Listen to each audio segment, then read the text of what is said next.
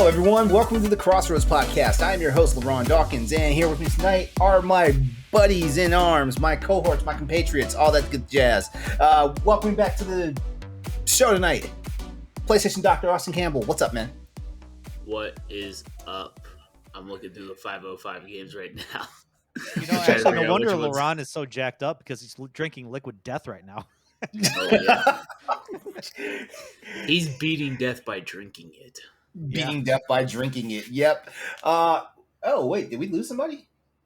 We did lose somebody. I'm pretty sure he'll be back. You want me to do my best impression of Eddie? Not yet. Not yet. All right. Not yet. I got this. But, I practice generally daily. But hey, Mega Stoy Man 3, The Revenge of the Dr. Wily. What's up, Stoy? Dr. Wily. We actually talked about you remember that game Mighty Number 9? Yes. Yeah. I don't like talking about that game because that really gives me like flashback anger issues and just it just makes me mad. It gives everybody anger issues. Yeah. That was like the kind of one game that I kickstarted and the only game I kickstarted. Like I became such. You have trust issues now, Kickstarters. Yeah, I do. Yeah, and I know there's been hugely successful Kickstarter campaigns ever since. You know, it's been great. But man, that one. Anyway, so they the main doctor in there is Dr. White. So it's like when you think of Dr. Light and you think, oh, my name is Dr. White. And, yeah, I don't know. Because I never. Wait, did I play it? I think I played it. I don't remember. I know I did not pay for it, but that doesn't mean I pirated it. I think I borrowed a friend's copy of it. As a matter of fact, yeah, I borrowed a friend's copy of it on the Vita. Did you no, you didn't, because it never came out of the Vita. Don't lie to me, LeRon. I think Mighty Number 9 was a PS Plus game. If I remember correctly. I could have sworn I played it on the Vita. I know I played this game. It was supposed to come out of the Vita. That's why when I kickstarted it, I wanted the PlayStation 4 version because they were going to give you the Vita version for free on top of that.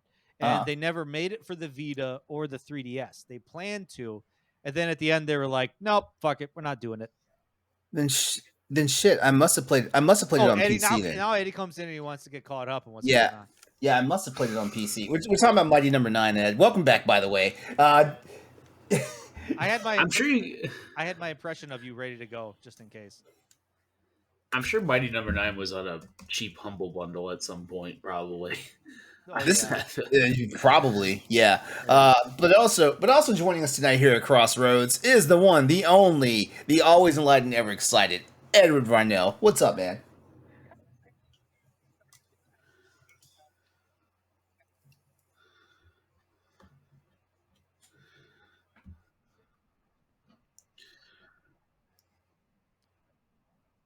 Can't wait to have fun with you guys. Oh, not only did you crash, you also crashed on Zencaster too. What happened? Did you have to reboot? Yeah, I had to reboot my whole thing. Oh, okay, that's what happened. So we've lost part of your audio then.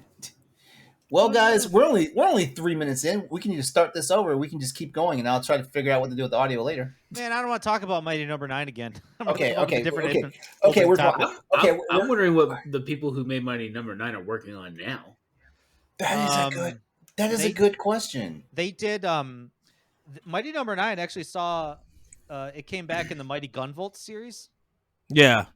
So Inti Creates has made like a lot of these Gunvolt games that are pretty solid. They're really good. I actually picked one up when I picked up the collector's edition. I went to limited run. So Mighty Number 9 is in there. He's like a supporting character. He's not like the main character, but like.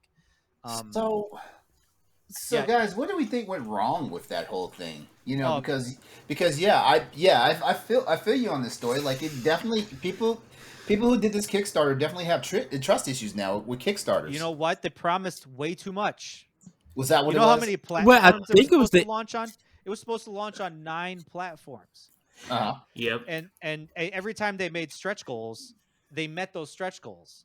Yeah. So it was like, hey, let's make some more stretch goals. Let's make an animated series. Let's make a movie. Let's make this. And then all of a sudden, stop it. At the same time, all of a sudden, they launched 2 other Kickstarters. They launched this like Red Ash Kickstarter. Yeah. It's supposed to be another video game, and then another Red Ash animated series. and like everyone's like, "Yo, you're not even done with Mighty Number 9. Why are you launching 2 other Kickstarters for?" I remember that. And they This is switched well documented. They switched engines during production. So that's why when you look at the Kickstarter version and then you look at the actual game, they ended up switching it, and then they only had like enough time because I think they had burned through a lot of that money that they kickstarted, and they had to use a lot of that time to get that game up and going. That almost didn't even matter too, because 505 came in and picked them up. Same thing with this is the same thing that happened with Shenmue 3. Yeah, 505 comes to pick them up and say, "Yeah, we'll publish for you," because there was so much hype over this, and I don't even think physical editions were part of the initial Kickstarter. It wasn't, but up until 505 came in and said that they'll print physical editions. So, this is actually very well documented. Like, I don't know if you guys ever heard of the YouTube series Stop Skeletons from Fighting. He does a really good breakdown in terms of what happened, all the breakdowns in communication and everything. It's actually well done. Yeah, I'll have to check it out. Send me a link later, please. There's I'll another it in the chat on Twitch. There's a YouTube series called What Happened that talks about the breakdowns of games and movies on like what happened. So that's where I've seen it at. They got a lot of Capcom ones, stuff for Platinum. They just did what one did they just did one of them for Capcom, and it's really good. They did one for Legacy of Kain that was supposed to come out that ended up getting canceled, and they tell that whole story and everything. Sounds like this one channel it sounds like this one channel I watch from time to time where they talk about things that like successes, triumphs, and problems with what happened? Timed out. Yeah, what does that mean? Do not crowd links. Hold on, I'll have to fix that. Send it in this chat. I can't chat for another 4 minutes and 40 seconds. What the hell? Wait, what now? Who's the mod here for this Twitch channel? That's what they did. Stream elements. No, the link's in there. the link made it to the. Okay, I'll put it in our own Skype chat. Yeah, there we go. I've never been kicked out of Twitch before. Jesus. Oh no. Oh, you've just been moderated. I'll fix that. My stream mod is kind of aggressive. Oh, kind of aggressive. It's very protective. Yeah. How dare you share a link that LeRon asked for? It was a YouTube link. Guys, how's it been? How's y'all's week been? My week has been good. Getting a lot of games, done. Started Tetris Effect Connect. That soundtrack. Some good Mizuguchi just makes great house music and dance tracks. Or the DJs that he find. It's just amazing to hear his work. I've been playing Tetris Effect on Switch and hearing it through my Bluetooth. Man, it's amazing. So I literally been jamming out to some old games, but like I've been in a house head mind frame. So all I kind of wanted just been hearing was house music and dance music, and then playing Tetris Effect. I'll be like, yeah, let me go back to some good old 90 house. So that's kind of what I've been up to. Mm-hmm. Austin, how you been? Still working crazy ass hours? Yep. I worked every day, and don't know about this weekend where it's a crazy time where I work at the very moment. But either way, it's been pretty good. Went to a Tulsa Drillers game Saturday. Got home by 11, and then I already bought the ticket, so we stayed there, fished game, got home about 11, got in bed 11:30, and then woke up at 3 a.m. to go back to work. But it's all good. It's all good. I was shocked that you had to work on Sunday. I thought your job would be closed. No, on the weekends. We're never closed. But Sunday is double time, so I was like, I will be there. Make that money. Make that money. Making them coins. Yeah. I got too many games to buy. Well, not really right now, but in the future. in the future. You Yeah, got that going on. Gotham Knights collector's edition to save up for. Oh goodness. I want that so bad. I got the Arkham Knight collector's edition, the Batman statue. It's behind me somewhere, but I'm glad that I got the Batman statue because that I don't know if you remember the Batmobile statue that was also got canceled. Yeah, And everyone that got that one just like did not get theirs, and so it's like, oh wow. good thing I picked the Yeah, Batman. you remember statue. that? You remember that launch? Woo, that was a rough one. I was just waiting for my Xenoblade Chronicles 3 collection to get announced so I could buy it. Wait, they don't even have because that game comes out in July, right? Yeah, but Nintendo's haven't announced when they're going to release it yet. Because Nintendo's learning a couple of lessons right now. They're learning learning not to announce something in July instead of be out in October. They're learning that lesson. Hey man, Nintendo's honestly done release dates better than any video That game is true. publisher, developer, anybody.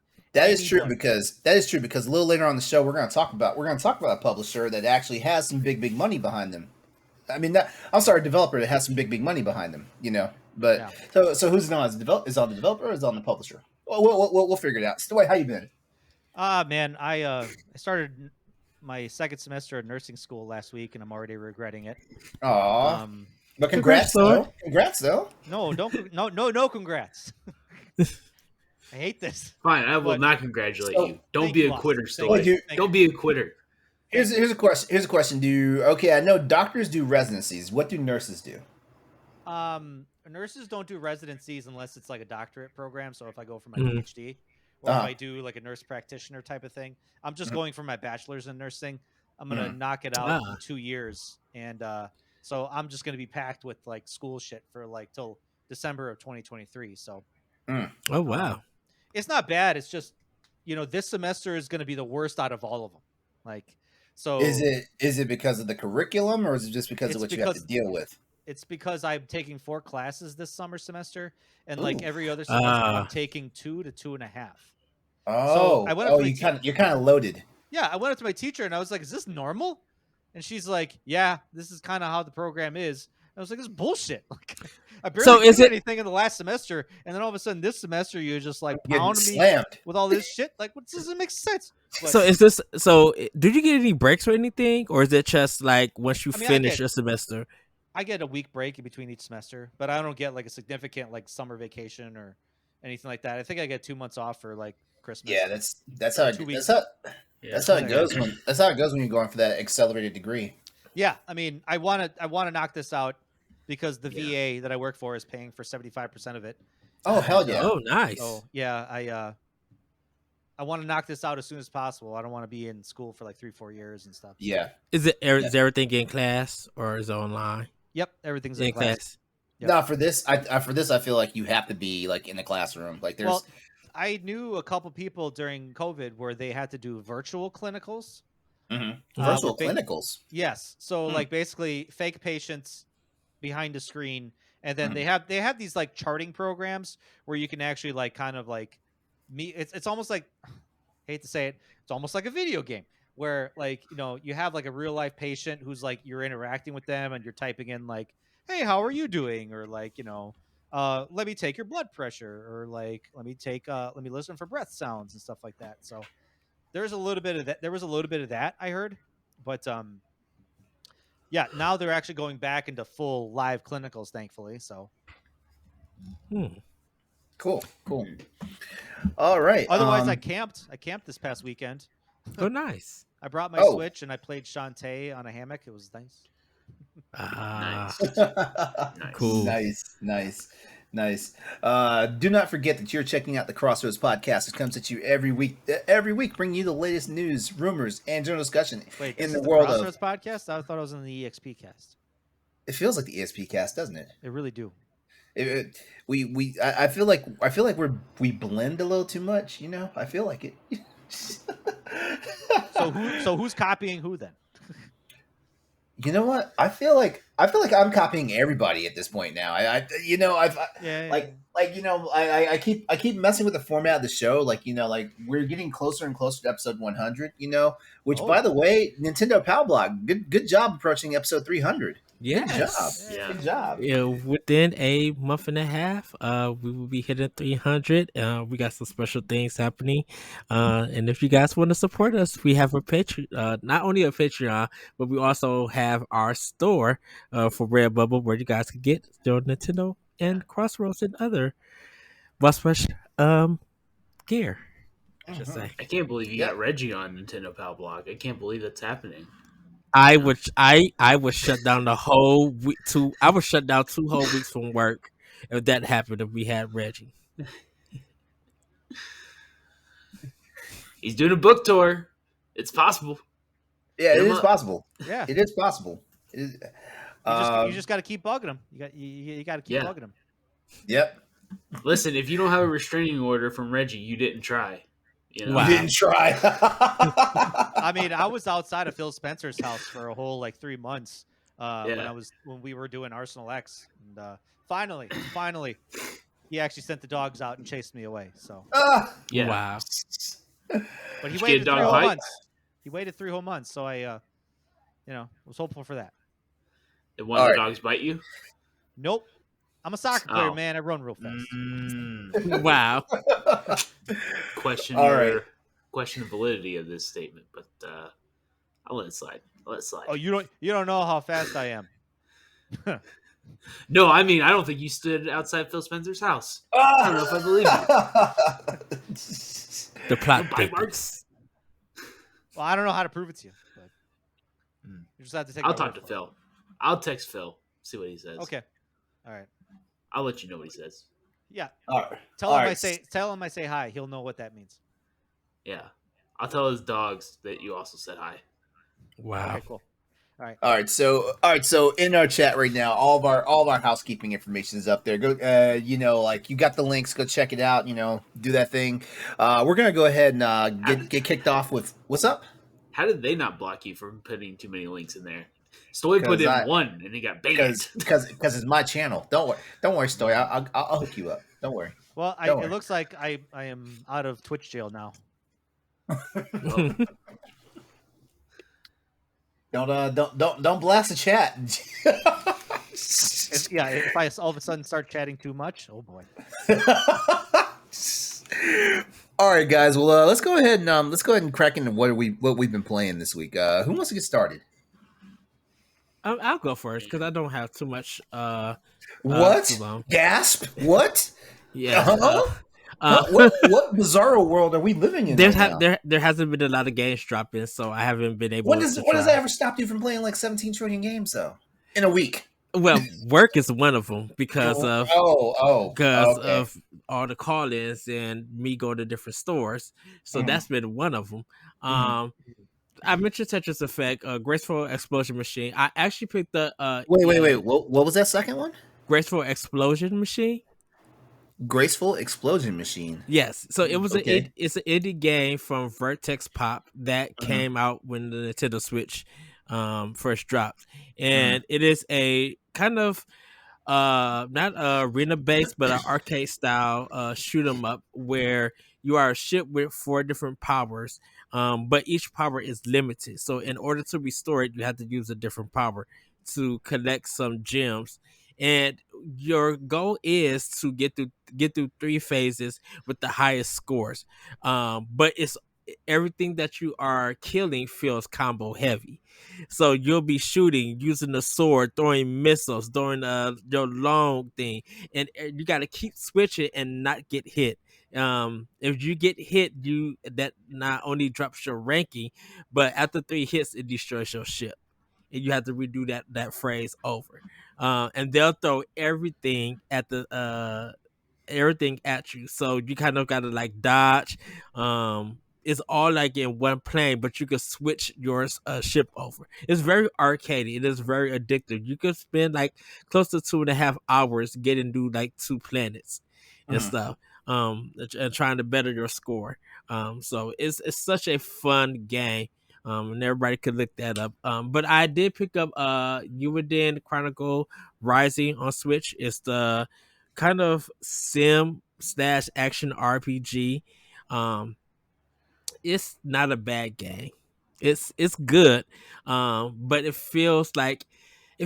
wants to be a vanillaware game, but it fails at the level of vanillaware quality. Because I'm playing it and I'm just like, okay, this is cool. I see the Suikoden connections with the sprites and everything, but I'm like, this is not Muramasa Demon Blade kind of fast action, and it wants to be like, there's one of them that you still have your skill is dashing through enemies, but if you dash on it you can still get hit because of the hit detection. It's literally very weird for it. But like with a vanillaware game, it's so action packed, it's so combo heavy, and it's faster.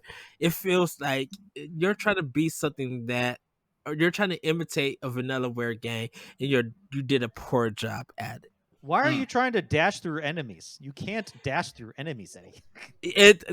That's one of the unique skills that the game tells you. It says you gotta press the ZR button to dash through enemies in order to get to the other side to attack them. Okay. So there are some games that have that ability where, oh yeah, Mighty Number 9 had that. Yeah, that like when you dash through an enemy to get to the other side to attack them, that's like part of the gameplay thing. But the dash, you'll go through the enemy, and instead of it being where there should be some space that you don't get hit, even if you are not touching him or that monster, the hit detection is so off that just that little space is still taking the energy off of you. It's still hitting you. So it's very weird. I think they need to patch it or something, but it's very weird on that part. Other than that, it's a fine game. It's not so much talking, but a lot of dialogue. So as a fresh playthrough, it's gonna be a longer, but once you know what everything they said, you can start hitting the skip button and everything. Other than, yeah, but that's pretty much all I've been playing. I downloaded the Toucan Rambo Warriors demo. Kobe Tecmo just released it, so I didn't get a chance to try it. And then I was telling Austin on Twitter that I'm going to install all three of the minor Tomb Raider games on Series X and go through them. So that's pretty much what I've been playing. I've been focusing on. Cool. All right. Austin, you want to go next? Yeah. I was looking up this Toucan Rambo Warriors. I haven't heard of that game. So with baseball season, hockey season, and basketball season, I'm definitely playing some MLB The Show and NHL. I would play NBA 2K22 if it didn't suck, but NHL and MLB The Show have been a lot of fun. I got started on Ghost of Tsushima though. Yes. And All right. tell you, Yeah. that game is really beautiful. That game is so good looking. I can't believe it. It's like, I am playing the PS5 upgraded version. Mm-hmm. But man, I'm like, it's a very, very good game. Now, I have the weird thing about this game is I've been playing games here lately with either a glide situation or a no fall damage situation. And let me tell you, if you jump off a 5-foot rock, that I think I could even make that jump, you just die. You just die at the beginning.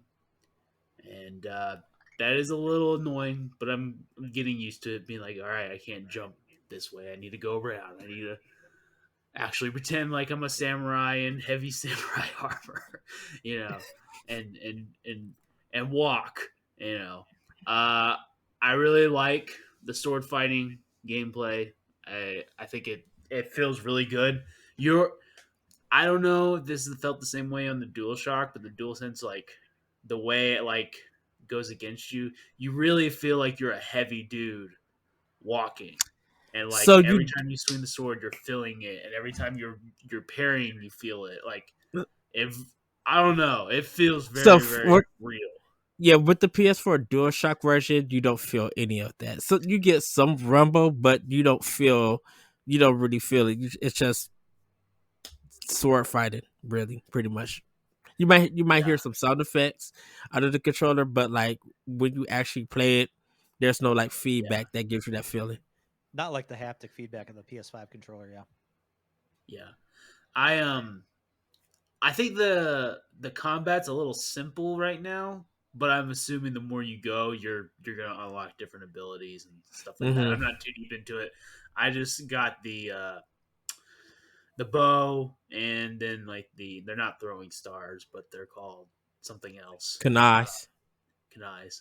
So the story is interesting. I really like the main character, even though I'm blanking on the name right now. Jin Jin Sakai. Yeah, I'm really liking him. I like his You're motivation. You're gonna get into different stances a little bit later in the game, so that's when the gameplay kind of changes. Gotcha. When you get into the stances, yeah. It's a really good game. What can I say? Like, can I ask I'm you? very excited to see how it goes in the end. I think once you get later on, I kind of want you. I want to see how the PS5 character models look compared to how the rest of the game looks when you get further into it. So right, that does remind me. You bring up a good point. The character models look good until they start talking. Their lips are weird, and like some of the characters show no teeth, which is kind of weird. I don't like. Are you playing in Japanese or English? Japanese. It's the actual mouth. It's not. It's the actual mouth that's not. That and doesn't not just look right. Not like the lip sync. Not like not the lips. If the lip sync was off, that's I would understand. But it's not that. It's like the lips don't. They're really like the top and the bottom lips don't move. Like they go up and down, but they don't like wiggle or wrinkle or anything like that. I don't know. It's very, very strange. Bougie man over here, just like the lips don't move right. You know. Stoy, do you remember that? So in the PS4 version, the lips never looked right when you have it in Japanese. They only made the update to have voice synced and movements to sync with the Japanese sound or audio tracks. Yeah. Like once it came to the PS5, so that's why I'm wondering if that was the reason. Because when I played it, nothing looked right. Because I played it in English when I did it. Get out of here. I was playing the game right. I was planning on playing it in English. No, you want to get the full authentic experience, and you know. Oh, so I put the Kurosawa filter on too? Yes, no, I mean if you want to, but no. I honestly, I played both, and I really liked the passion in Jin Sakai's voice in the Japanese track versus the English track. I think it sounds much better. It sounds much more emotional than his English. I can get that. I can get that. And plus, I was doing it for a review, so that's why. I tend to play games with the subtitles just because I'm more invested. Whereas every time I watch anime, if it doesn't have a dub, I usually don't watch it because, and I understand why, like the voice acting might be better. That doesn't mean anything to me. I just I like to be able to just hear things and not have to watch every single second to get everything. Out of all the anime that I can watch, I can watch a lot of subbed anime, but out of all the anime that I can watch subbed, the one that I cannot do is any of Dragon Ball. Any of it. Dragon Ball Z, Dragon Ball Super, Dragon Ball GT. Yeah. It does not matter. Those voices are so those voices weird. Make those voices are so they don't make any sense. They don't make any sense. Like why is that voice coming out of that body? A woman is voicing Goku. Yeah. I'm talking grown ass man Goku, and I'm not even being misogynist. That's not even. It just doesn't hit feel me right. No. Yeah. No. I guess it comes from growing up and like looking looking at like how like Dragon Ball was a big thing before it ever got to the States and stuff like that. So you kind of you had imagined what they sound like before it actually got over here to the West, and then But it's and then when you got and then when someone you remember when video CDs were a thing? yes. Importing buying them off of eBay, and then you sit there, you watch it, it's like, this is not what I imagined they would sound like. Well, I mean, Regina King did one of the characters for the Boondocks, so Yeah, but that's different though. Okay. So normally women are picked to play voices for little boys and stuff like that. yeah. The thing is, the same voice actress that did Goku in Dragon Ball when he was a kid, just kept doing it when he was a grown man. Wow. And it does not sound right. Doesn't sound right. Yeah. I'm not a Dragon Ball fan, but like I watched like the Japanese version of it. And like, what? Why is someone so powerful sound like he's like on the toilet? Yeah, like and I definitely like so when Dragon Ball Super came out, like the only way people could watch it was like back when Funimation, or was it Funimation was showing like the sub versions, Yeah. like early, so I was watching that, and then the first time I heard King Kai's voice in Japanese, I was like, okay, nope, I'll wait for the dub. I will wait for the dub version to come out. I can't do this. Like Beerus was the only character that sounded good. Wow. I'm sorry, I got off track. Austin, was there anything else you were playing? And I started playing Gibbon on Switch. The monkey game. The monkey, yeah. And it's good. Like it's like Journey almost. Mm-hmm. Like it's all about just like hearing the music, the sounds, just sliding through the trees and stuff. There is a story somewhat, but I'm really liking it. It's a nice, peaceful game. I'm also playing Xenoblade, but I'm going to hold my tongue on that one. Are you doing the definitive edition, the first one? Yeah. Okay. I have thoughts, but I feel like that might take a while. In other words, you'll be on Pow Block. All right, Stoy Man, you're up. Well, I had a far different experience playing Eiyuden Chronicles than Eddie did. I absolutely am loving it. I like that it's just a simple side-scrolling action RPG, I guess. Yeah, because you are leveling up and you are doing side quests. But the side quests are so numerous, and it kind of the funny part of it is that half of them are just so menial and so stupid. Like I just did right before recording. I just did a side quest where I had to deliver a sandwich to someone because he thought that she was mad at him. So he's like, "Can you just give her this sandwich and tell her I'm sorry?" And then you give her the sandwich, and she's like, "I wasn't really mad, but I'll take the sandwich." You got the stamp. Yeah, because this game, the game starts out where like you need stamps to get this like adventurer's license in order to investigate and hunt in these mines that are in this town called New Nevea, which I found out actually it's heaven spelled backwards. And my wife came down and she sat down and she was watching me play this for like 2 seconds. I was already like 3 hours into it. Had no idea. She sits down and watches me play. For she called seconds, it out. and she called it out. Oh, heaven backwards. Ha ha. Funny. I'm like, what? So, no, I never did the whole dashing through enemies thing. I don't think that's a necessary skill that I felt like I needed. I would dash backwards because a lot of enemies have like a pretty wide range attack. So, I would dash backwards to try to avoid them. But kind of the meat of the combat really starts to kind of take shape when you start to get other people in your party. Like, yeah, like you get this big ass like meaty kangaroo. Gus, I think, or Garou. Yeah, because I just got him. Yeah, and I won't spoil it who you get, but you do get another character next, and obviously every character. I mean, your main character is CJ. She's the adventurer girl, or the scavenger, I should say, and each other character is like a different attack button. So like her attacks are X, and then if you want to switch to Garou, you start attacking with the Y button, and then your other character will be the B button. So it kind of makes like you can actually compound attacks. So like once you start getting to like some of the more powerful enemies, you know, you can start to kind of chain link attacks that are like super powerful, and you're just like blasting people off screen. It's great. But where you playing it at? Are you doing it on Switch or Series X, my guy? Series X? Okay. Didn't have to pay for a thing. I mean, except that $15 a month.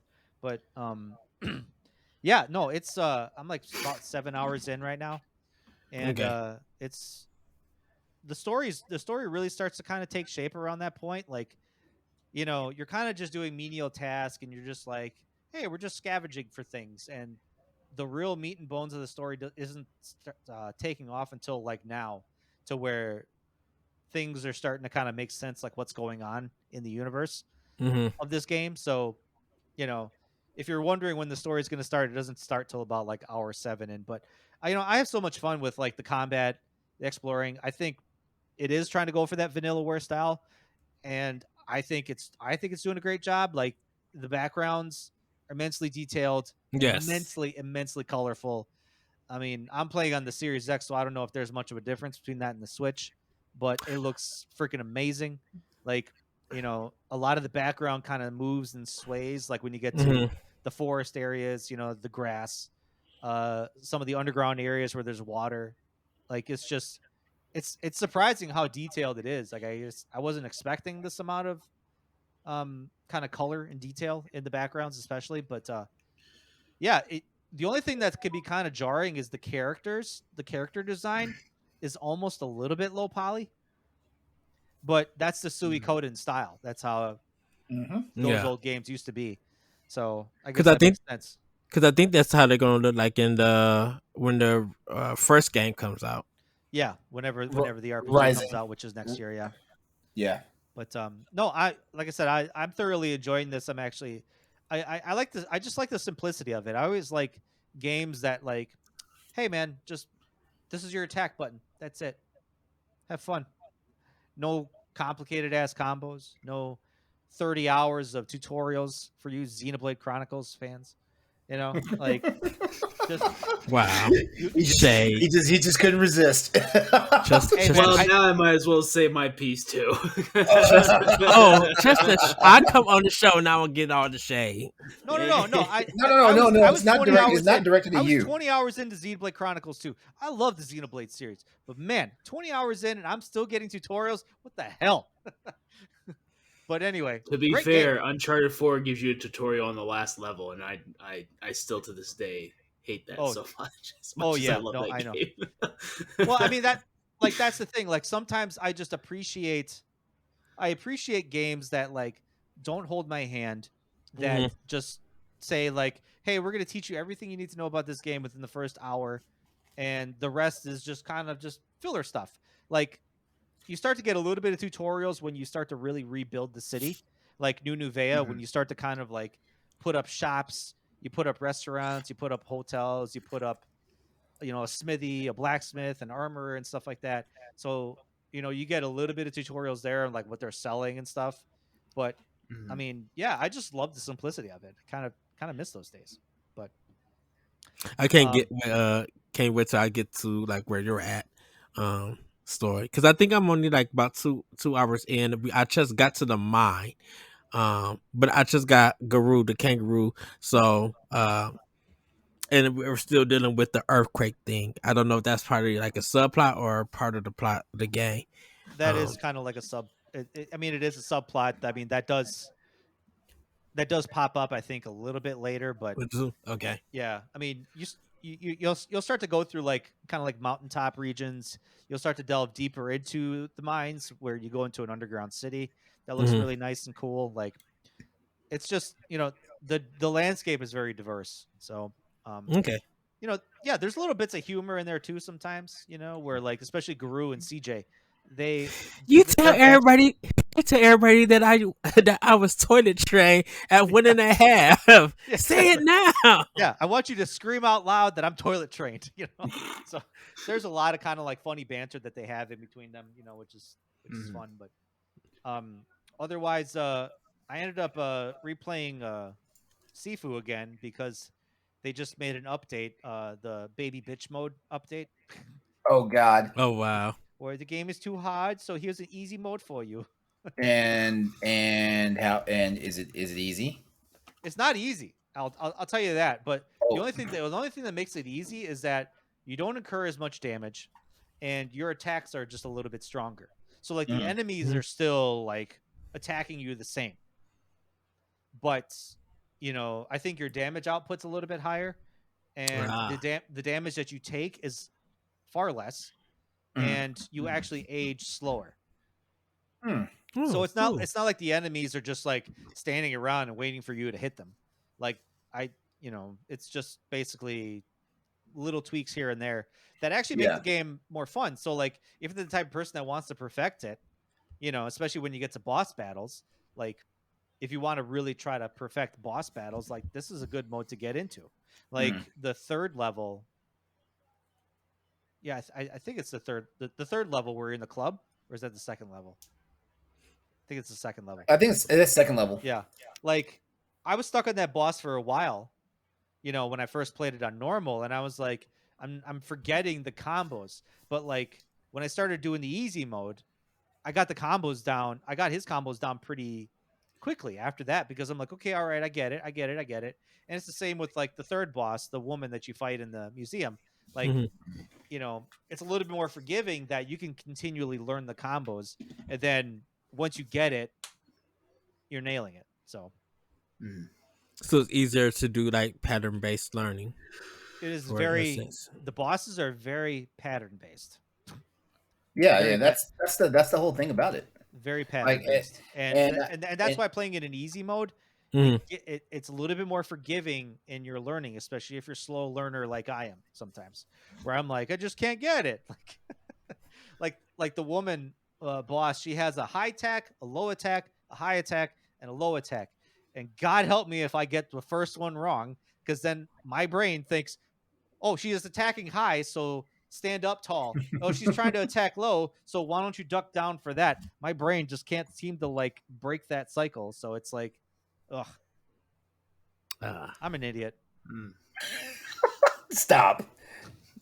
But yeah, so, and I played Shantae, the Game Boy version on the Switch. It's one of the games that picked up for the from Limited Run Store. Nice. That game ain't fair, man. Those old school games, especially Game Boy, sometimes they're not fair.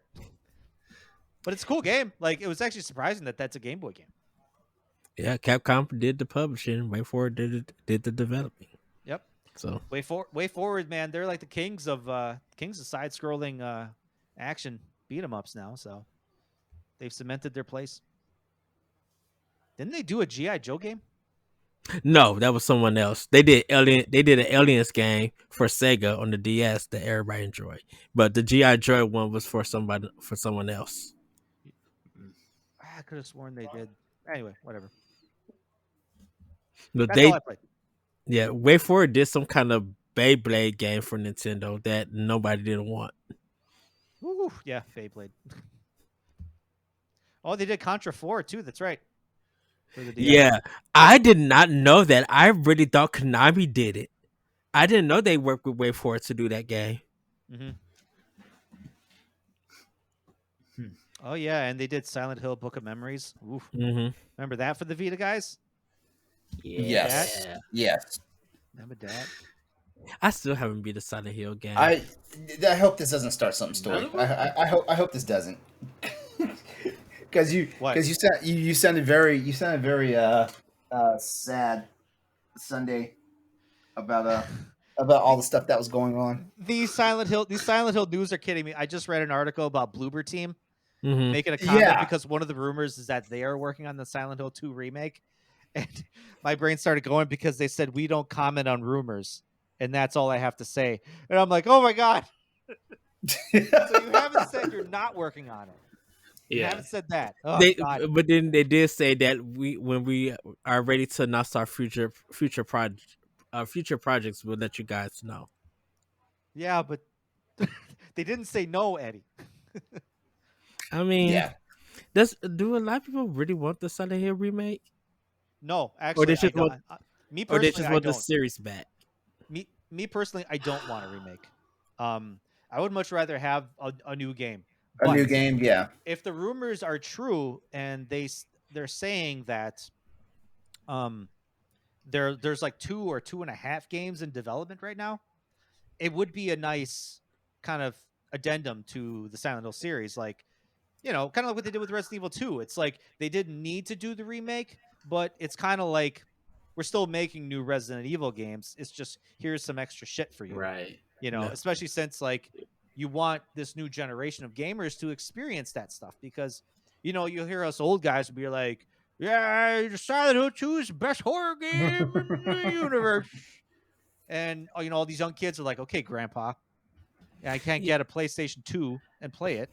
What is it? What are these 480p graphics? 20 frames a second? What is this? That's why I want a remake, just because I saw what happened for Resident Evil 2, and I want that for Silent Hill. Like, I want that renaissance for people who never played it, because me not playing Resident Evil games before, I played Silent Hill when I was growing up, not Resident Evil. I saw Resident Evil 2 and was like, oh, I have a whole new respect for this this series now. I was in that camp where you either Resident Evil or Silent Hill. I was Resident Evil because it was like I like back when I was in that survival horror mode. Like I was in the one where like it's basically like I want my games to scare me. I don't want my games to mind fuck me. And Silent Hill play with your emotions. Like I feel like 80% of the gameplays for Silent Hill, there was not really scares. Like it was more like, ooh, we're just gonna creep the fuck out so you can't take it anymore. It was more frustrating for Silent Hill with me because that dang old high school puzzle with the piano, I hate it. I'm like, I'm doing the right thing, and it still would not progress for me to go through. And it was just like, I know what they were going for. They're saying get good, bro. Well, it would have been that if the game progressed when I did it right. Okay. And invisible babies chasing me. Well, that was. By the way, guys, the only thing I played that wasn't on a modified PlayStation Vita was Final Fantasy VII Remake. Oh, not Monster Hunter. I was shocked. No. What's funny is like right now, like I don't know if you saw on our Discord. Actually, one of the guys in our room said, and I don't know if you want to confirm or deny this because you're the Monster Hunter guy. Mm-hmm. What did he say? He's like a hot take. Eden Rising stamp system was pulled from Hunter Cross Hunter. Oh, I thought it was Monster Hunter. He said. No. Hunter Cross Hunter is an anime. Okay, all right. Yeah, I thought that was Hunter. When you were talking about getting stamps for Ayuden, it immediately clicked in me Hunter x Hunter, where you have to get your Hunter's license and stuff. Oh, okay. That's my favorite anime. Us guys didn't pronounce it Hunter x Hunter, but it's Hunter. Hunter. Okay, got it. Yeah, right. Yeah. I have no idea. Us unrefined, uncultured swine. Us gaijin, Listen, anyone can tell me I'm wrong, and listen, I'm not going to change my ways. Okay, I'm too old. It's a series that I need to watch. I know about it, but I haven't watched it. I love it. I'm not an anime guy, and I love it. Yeah, like the only reason why I haven't really played Monster Hunter recently, actually, I do want to pick it up. I do need to get back into it because we're getting closer to like Sunbreak coming out, and I want to learn one new weapon before Sunbreak comes out. So like I can immediately just jump in with that new weapon, like like fuck some shit up, and then go back to my mains. But right now, I just trying to play something a little bit older, and right now it seems like Final Fantasy VII's it right now. Have you beat it before? No, I never. No, I bought it. I started playing it. I got halfway through it on the PS4 edition. I was playing on PS5, and then when I heard that Intergrade was coming, I didn't pick it up until Intergrade came out, and then then I picked it up on PC.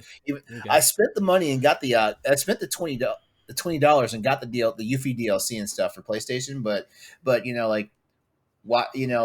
why did I waste that money when I just spent $60 and bought the PC version anyway? You know, so yeah, it was one of those things. But yeah, I'm playing the PC version of it, and I'm enjoying it, and I'm slowly getting caught back up to where I was at because where I wound up stopping at in my PlayStation playthrough was when you're on the highway and that crazy dude on the motorcycle is messing with you. Yeah, right after I beat him, that's kind of where I stopped at. Okay. Yeah. Yep. We're Why catching is everyone? up. I was gonna say everyone in that game is so thirsty for Cloud. I don't understand.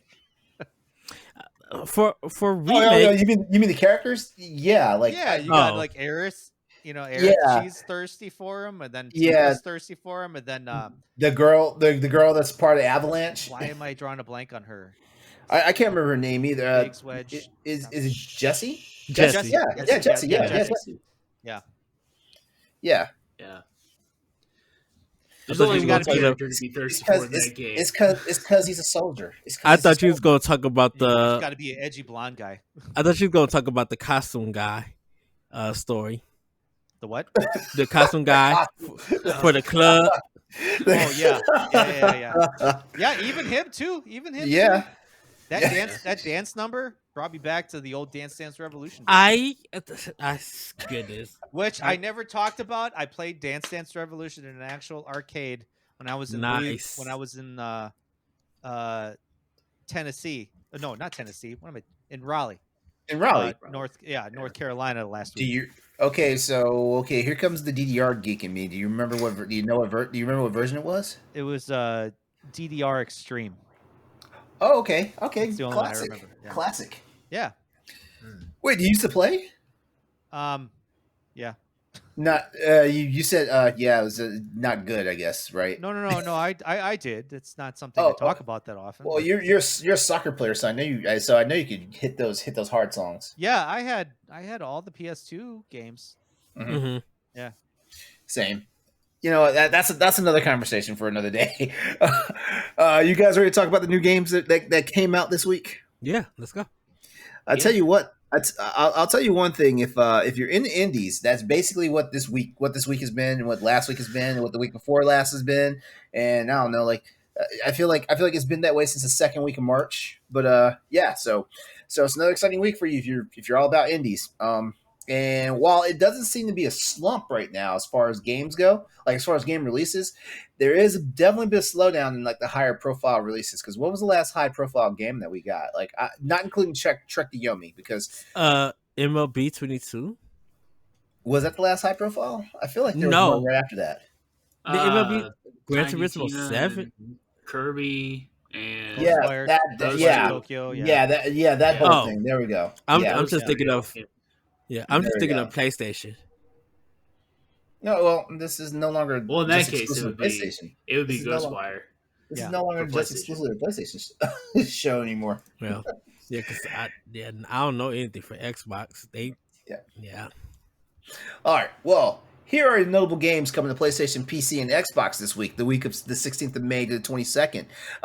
Starting off today on May the 17th, we have Fury for PS5, PS4, as well as Fury Onimusha, which is the DLC, also available for PS5 and PS4. This game can also be played on PC, Xbox Series X, and Xbox One. We also got a Outward Definitive Edition, my bad, which is an action-adventure survival game for anyone that's not familiar with it. That's available on PS5, PC, and Xbox Series X right now. Then we've got Umurangi Generation Special Edition, available for Xbox One. It's the only system it's on. It's a first-person photography game. It's set in the retro future. There's only one photography game you need to play, and that's Paparazzi. Okay, no other photography game holds a candle. No Pokemon Snap. No Tone. Pokemon, more like Pokemon crap. Oh damn! Wow. Compared to Paparazzi. There we go. Compared to Paparazzi. Just saying. All right. Dogs skateboarding. Can Pokemon skateboard? Is there a Pokemon skateboarding game? No, just not. No. It wouldn't surprise me. I said my piece then. on Wednesday, the 18th of May, we have visual novel Divination, which is a very short game, but apparently like the buzz on from the Steam community is like it's pretty fun. And then you've also got Behind Closed Doors. I'm sorry, Divination's on PS5, PS4, as well as PC and Xbox Series X. And then you've also got Behind Closed Doors, The Developer's Tale, coming out for PC, Xbox Series X, and Xbox One. Thursday, May the 19th, we have Deadcraft for PS5, PS4, which is a zombie survival action adventure game. It's also hitting on PC, Xbox Series X, and Xbox One as well. Then we got Vampire the Masquerade Swan Song. Guys, why are they beating us over the head with all these Vampire the Masquerade songs games all of a sudden? I forgot to mention that. I played Vampire the Masquerade, the one that was Battle for free? Royale game. The one that was for free? Yeah. I played it. Yeah. Thoughts? Honestly, it's ideas. The ideas are there. The ideas are cool. The execution is just a little weak. But I like the idea of it. It's like, so you have like, I think it's like 30 people in a match, and you're all there's random bystanders in this city. Mm-hmm. And when you bite them and suck their blood, you gain bonus perks and all this stuff to build up your vampire. Well, there's also NPCs just shooting at you, like they're like in hazmat suits and all that stuff, and they're shooting at you, so they can kill you. But you can also revive yourself if you get shot at and die. You can still hide yourself and revive yourself. There's a lot of ways to keep you in the game, but also like plenty of ways to die too. It's not bad. It's just like not a very well built game. So okay, that's okay. So you weren't overwhelmed, but you weren't underwhelmed either. Basically, right? I was impressed that it wasn't like a half baked like we're gonna do this and it's gonna be really bland and there's not gonna be anything different about it. This has something different. This isn't like Hyperscape and all this other bull crap.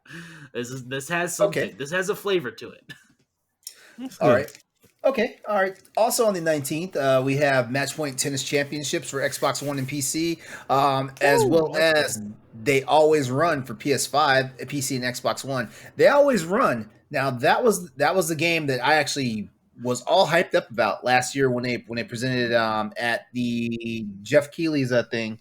The summer game fest when they did the PC showcase. Man, that game, that game's giving me Ninja Gaiden vibes, but not the same Ninja Gaiden vibes that was what was that one game? Oh my god, I played Shing 2 for the Nintendo Switch. Damn it! Which one? Shing. Shing. SHING exclamation point. Not familiar with that. Was that the top down? No, it's a side scrolling, kind of like Ninja Turtles, like isometric. Action. Okay. Action beat 'em up. 4 ninjas, 4-player co-op. Really fun. God damn it, is it hard? But it's really fun. All right, and also there is Eternal Threads on PS4 and Xbox One PC for the 19th of May. And then lastly this week, on the 20th of May, we have Dolmen for PS5, PS4. It's a sci-fi RPG game that's also available on PC, Xbox Series X, and Xbox One. And PS4 gets the release of Cotton Fantasy, which Cotton Fantasy, I didn't do a lookup on it, but I believe it's like an anime-ish RPG game. It's a shoot 'em up. It's a shoot 'em up. Yeah. Oh, okay. So it's yeah.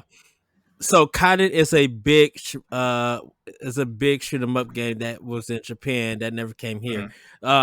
They did I think like a remake or something. They brought over to America like I think last year or something.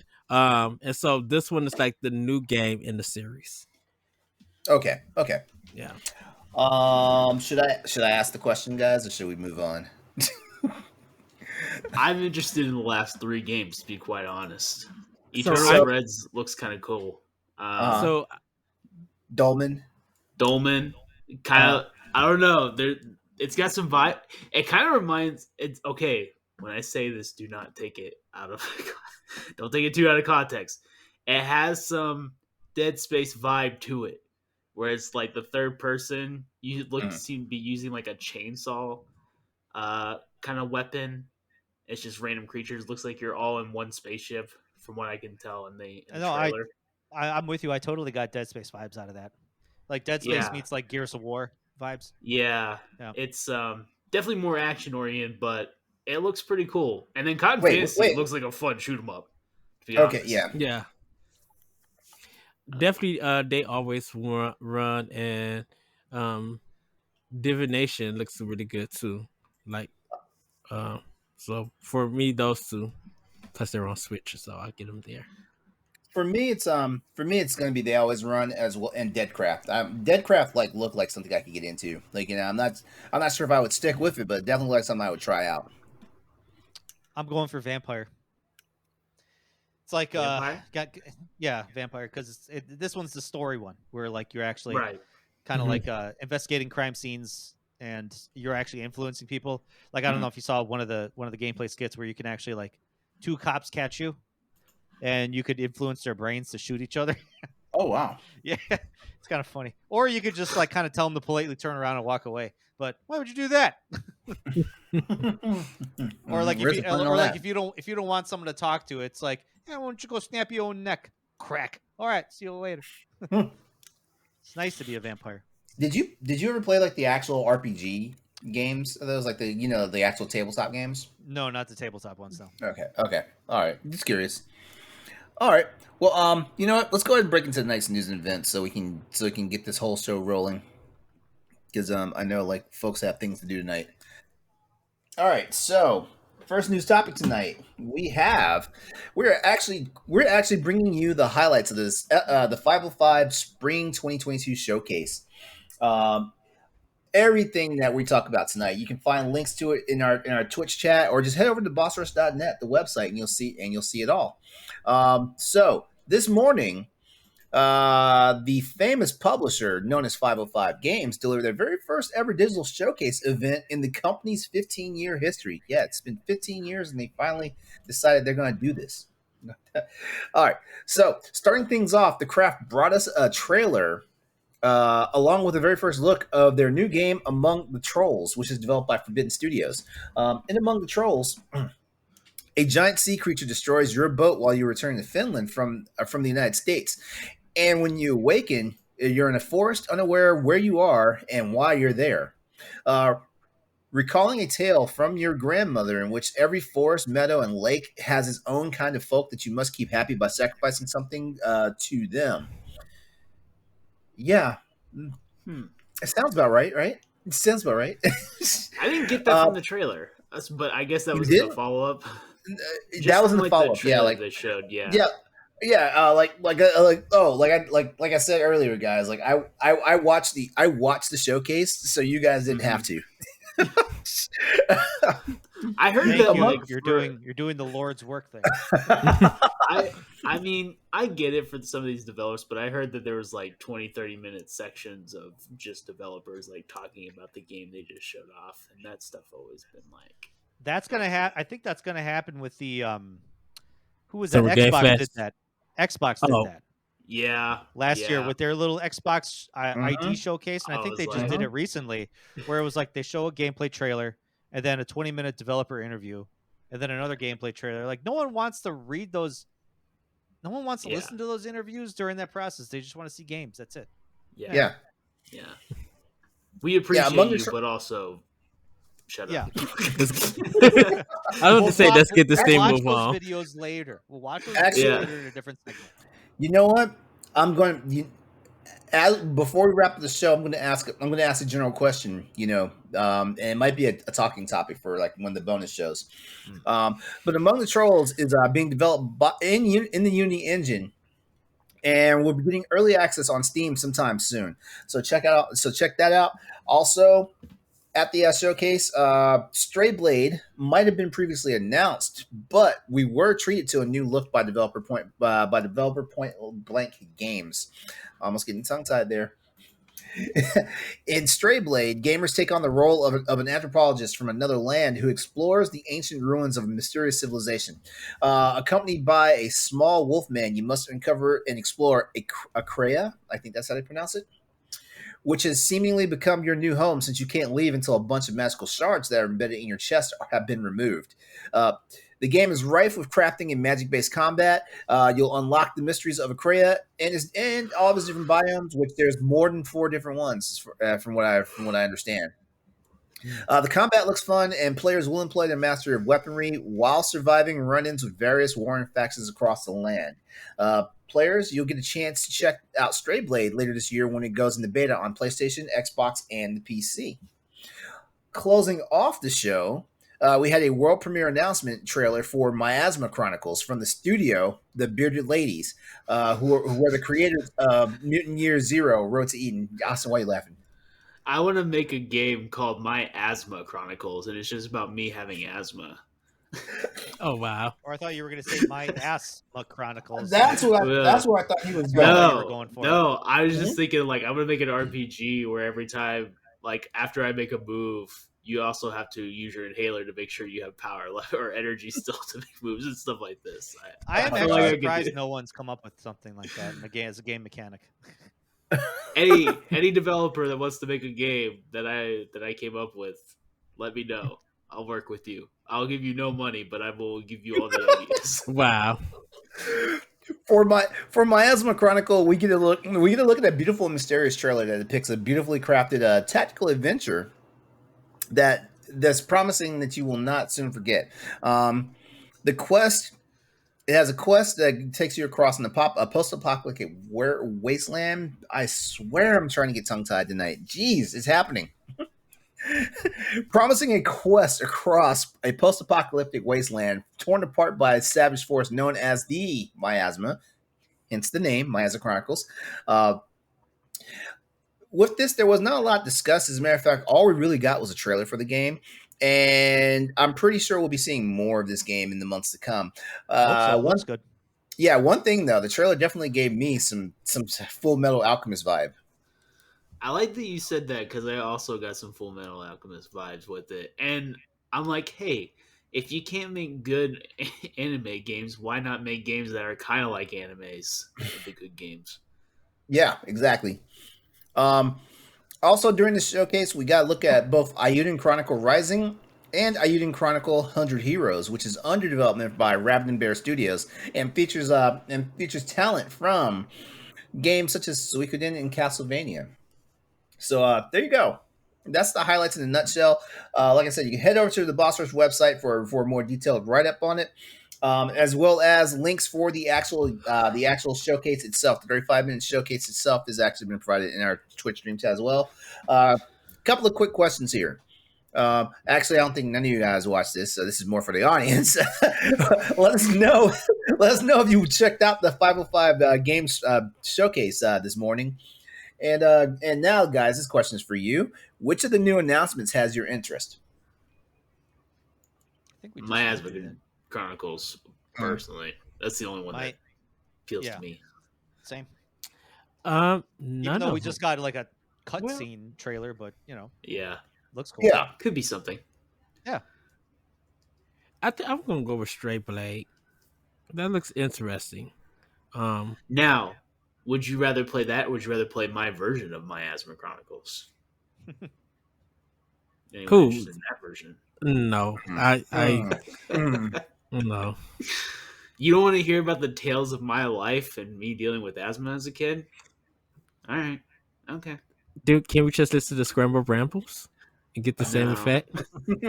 No, if you don't play it, you don't get the experience. It's all about building. It's all about the journey, and I just don't think you can get that in audio form. You gotta live through it. Yeah. Through the stage. For me, I'm gonna give Miasma Chronicle as well as Stray Blade a try. Like I'll definitely check out the early access for Stray Blade. I'm skimming through it on YouTube, and it looks like Control for Miasma Chronicles. It has a Control kind of vibe to it, and so that's why I'm just like, it doesn't interest me until I actually see what the gameplay is for it. Because it this doesn't look impressive as a trailer, and Remedy will look at this and be like, "Oh, you guys are trying to do something like us." No, Yeah, so that's why I'm just not. I would have to see like actual well, give gameplay. it- well, What's give it that a phrase? chance. Copying is a form of flattery. Yeah. Imitation is the most Imitation. sincerest form of flattery. That's it. You're Well, if you're, you're gonna you're more well spoken than I am. Well, if you're gonna I imitate, just like to talk about taint all the time. So give it some proper quality, and you know, yeah. Dude, all we always saw was literally a cutscene from some portion of the game. Mhm. We haven't seen anything else, so we don't know what we're gonna get just yet. So, Well, I'll say this: it's got my attention for now. That doesn't mean it'll keep my attention, but it's got my attention for now. cool. all right. All right. Okay, guys, Yeah. let's talk about something that hurt a whole bunch of people's feelings this past week. Well, There have been delays. man, at put the food Bethesda. down. We got a podcast to run. I'm sorry, it's got a chewy center. My bad. Dang. It's a Starburst, man. You can't put down Starburst. Exactly. Like that. Right. Okay. Eat your Starburst All right. before the podcast. All right. Bethesda's been hit Go with on, Starburst. delays. Starfield and Redfall have been pushed to the first half of 2023. Guys, I kind of felt like this was going to happen. I really thought though they would try to get Starfield out the gate like at a reasonable time. But I had a funny feeling we weren't. I'm gonna be honest with you before I actually like start this off. Starfield was giving me the same vibes. Remember when BioWare was hitting us with all this Mass Effect Andromeda stuff, but it just looked like more like just like layovers and stuff, layouts. I mean, that's exactly what I was getting with Starfield. And I know everybody got all warm and fuzzy when when Microsoft had that showcase and they actually showed like Starfield got revealed. But I was like, Starfield's been in development for so long, and this is all we got. And I'm not being a hater when I say this. I'm not being a hater when I say that. It's just like Starfield. I feel like Starfield has been in development just as long as Halo Infinite was. And so they probably looked at Halo Infinite's launch and like, no, we can't do this. We need to push this game. That's what I'm thinking. I'm gonna go last on this one because I have thoughts. Mhm. And I kind of was Eddie talking have about thoughts? That's yeah surprising. no because I was talking about it on co-op yesterday on why I think where Microsoft got all the flack and everybody's upset for it. But I'm gonna get to that. I'm gonna let you guys speak on it first before I get to that. Hold that thought real fast, because let me just bring everybody up to date that's listening or watching the show right now. Bethesda Softworks announced via Twitter that their two upcoming games, Redfall and Starfield, will be delayed until the first half of 2023. Both games were previously scheduled to launch later this year. As a matter of fact, Starfield, if I'm not mistaken, had a late November launch date, or was it December? November 11/11/20. Okay. You know what? That's just say something. When the dates look too conspicuous, I always feel like it's a fake date. 11/11 would have put it on a Friday. Well, that's a very famous. I mean, that's a release date Bethesda usually puts out their games. Oh, really? 11/11? Oh yeah. I feel like it's so whimsical. I feel like Most it's of so the Elder whimsical. Scrolls games were that. I think Fallout 4 came out on 11/11. So it wasn't unsurprising that when they announced that date, it was like, yeah, I mean, they're going to stick with tradition. They're going to stick with that. So Okay. I was wrong. My bad. Like I said earlier, Starfield had been in the works for quite some time, initially being unveiled during E3 2018, with the first little trailer arriving at E3 2021. Just recently. The game is the first new intellectual property being developed by Bethesda in more than 25 years. Like, think about that. And is set to share gameplay similar to the Fallout and Elder Scrolls games, but it's set in outer space. Redfall is being developed by Arcane Studios, the same guys who brought us that wonderful game Deathloop, which is awesome. Yes, this game is wonderful. I've been playing it. It's wonderful. I'm telling you, it's a great game. It got way too much hate just because of all the trailers that they showed. Yeah, that is the true. trailer that gave to death. Redfall premiered at E3 2021, so last year's E3. This first-person shooter casts players as one of 4 unique survivors as they hunt down vampires and other fearsome monsters. These delays are quite the blow for Microsoft's Xbox Series platforms. Series consoles, I should say, not platforms, as they are the most anticipated titles for the system, at least for this year, as some of the and also as well as being some of the only exclusives that were scheduled to even arrive this year. Bethesda's parent company, ZeniMax Media, was purchased by Microsoft in March of 2021 for $7.5 billion, making them a part of the Xbox Game Studio portfolio. Hopefully, with the delay, the games will arrive with more polished, more polished than Bethesda has the reputation of developing, because God knows Bethesda's had they've stumbled out the gate a few times. They always stumble out the gate. Yeah, like all we gotta do is talk about Skyrim, Fallout 4. Yeah. Yep. Okay, guys, I'll go ahead and turn this over to you. How do y'all feel about the delays? We all know Eddie wants to go first, so let's let Eddie go first. I said I was going to go last. I was going to wait for you guys to go first. I'll go first. Right. I'll go first. I am so sad because this was the number 1 game on my list this year. Was Starfield. I was very looking forward to this game. I really wanted.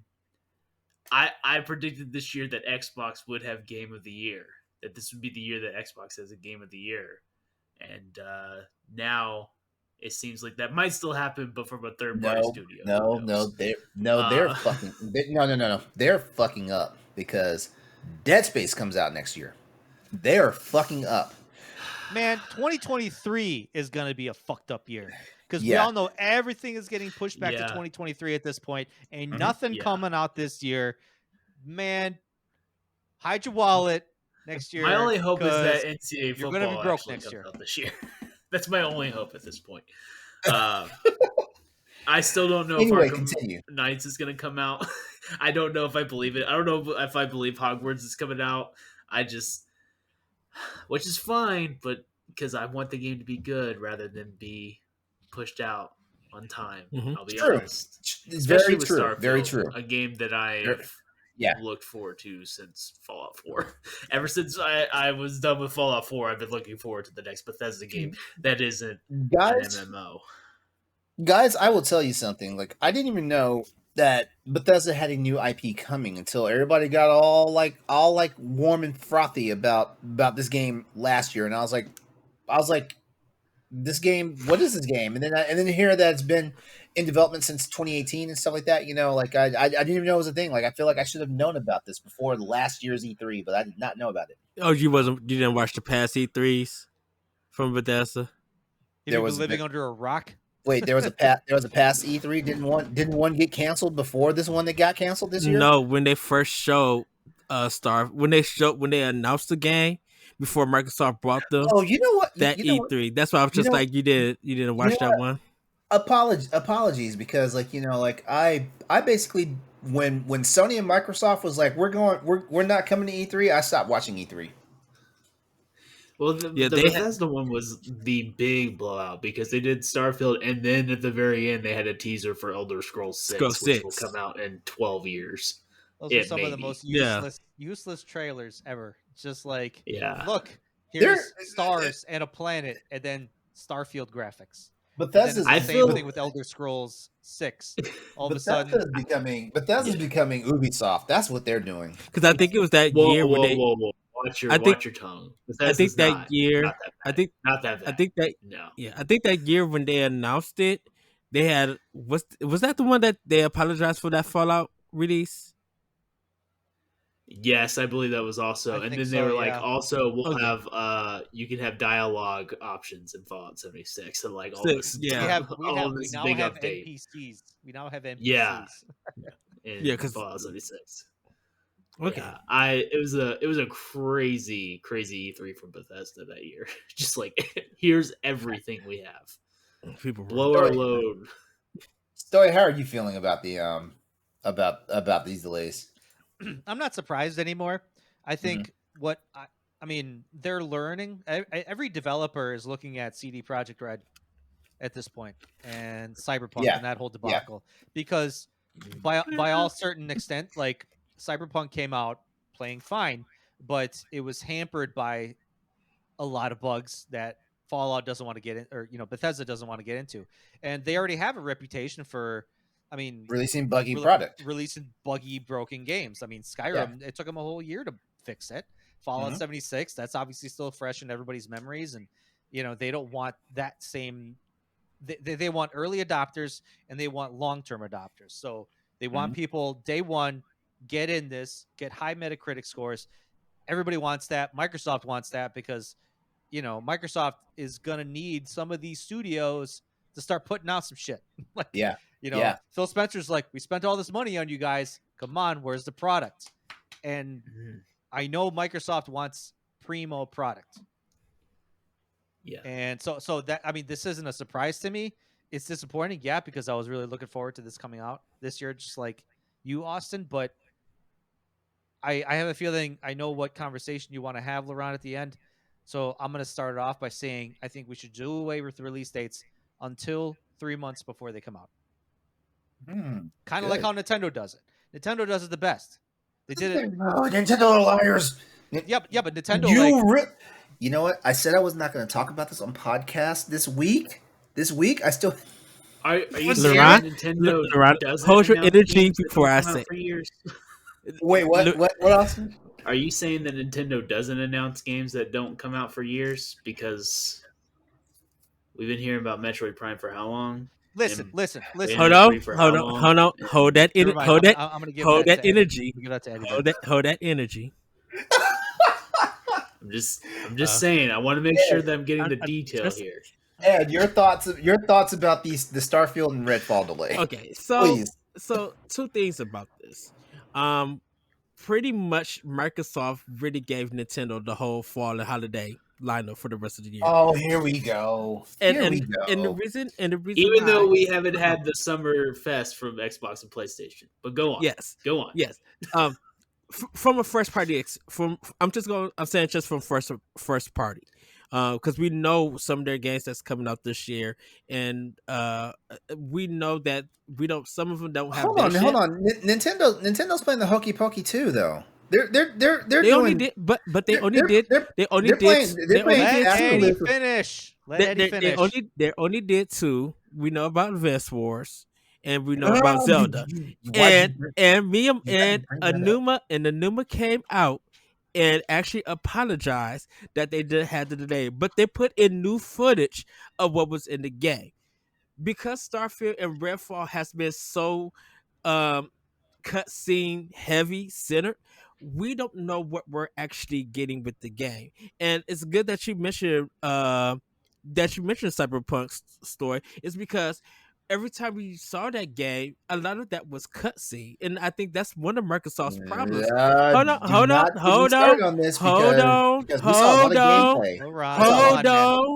on. This was. I feel like we had the same conversation last year or the year. Just chill. I'm gonna mute my mic. I think it's because with definitely with Redfall and Starfield, they have gotten a lot of people hyped for it. They got people just like, oh, I cannot wait till I play these games. And it kind of feels like Microsoft it feels like they're so involved and happy that they are acquiring these studios, but not having these studios produce anything. You got, I was saying on co-op, you got just estimated like 50 plus studios, and you got this powerful system that you claim that you have, and it's almost going on 2 years, and you guys really haven't produced anything. And so people are waiting on, why did I invest in the system if you're not going to deliver from a first party stance? Hey, can I make a comment? Can I make a comment on that? It's not even a negative comment. Microsoft. Here's what I really think was truly going on with Microsoft with the Xbox Series consoles. They they want to basically do the same approach that PCs are doing, where basically you have like set architecture that you just upgrade some hardware on, and just supplements it. I truly believe that's what was going on with Microsoft when they're thinking of the Xbox Series X. I don't know about the Series S for sure, because basically, if you look at some of the early marketing for it, it was like this is like your one stop. They were doing it like that, so yeah, like it was. So it wasn't even a counterpoint. I just wanted to add something into that, just to kind of liven up the conversation on that board. And I know Microsoft won't Game of the Year nominations, because that's been one of the things with their games. A lot of people haven't really given them that kind of title or kind of recognition of quality in their games. And also, I think they're striving to do that with Redfall and with Starfield. The thing Microsoft needs to be doing, definitely, and even before Summer Game Fest, they should have been talking about games throughout the years that Series X and all of these developers has been out. There should have been some kind of gameplay reveal, some kind of developer talk or something. They need to communicate with the community. And because Microsoft is not doing that, this delay frustrating people, because you're not communicating with the people who own your platform, who are looking forward to your games.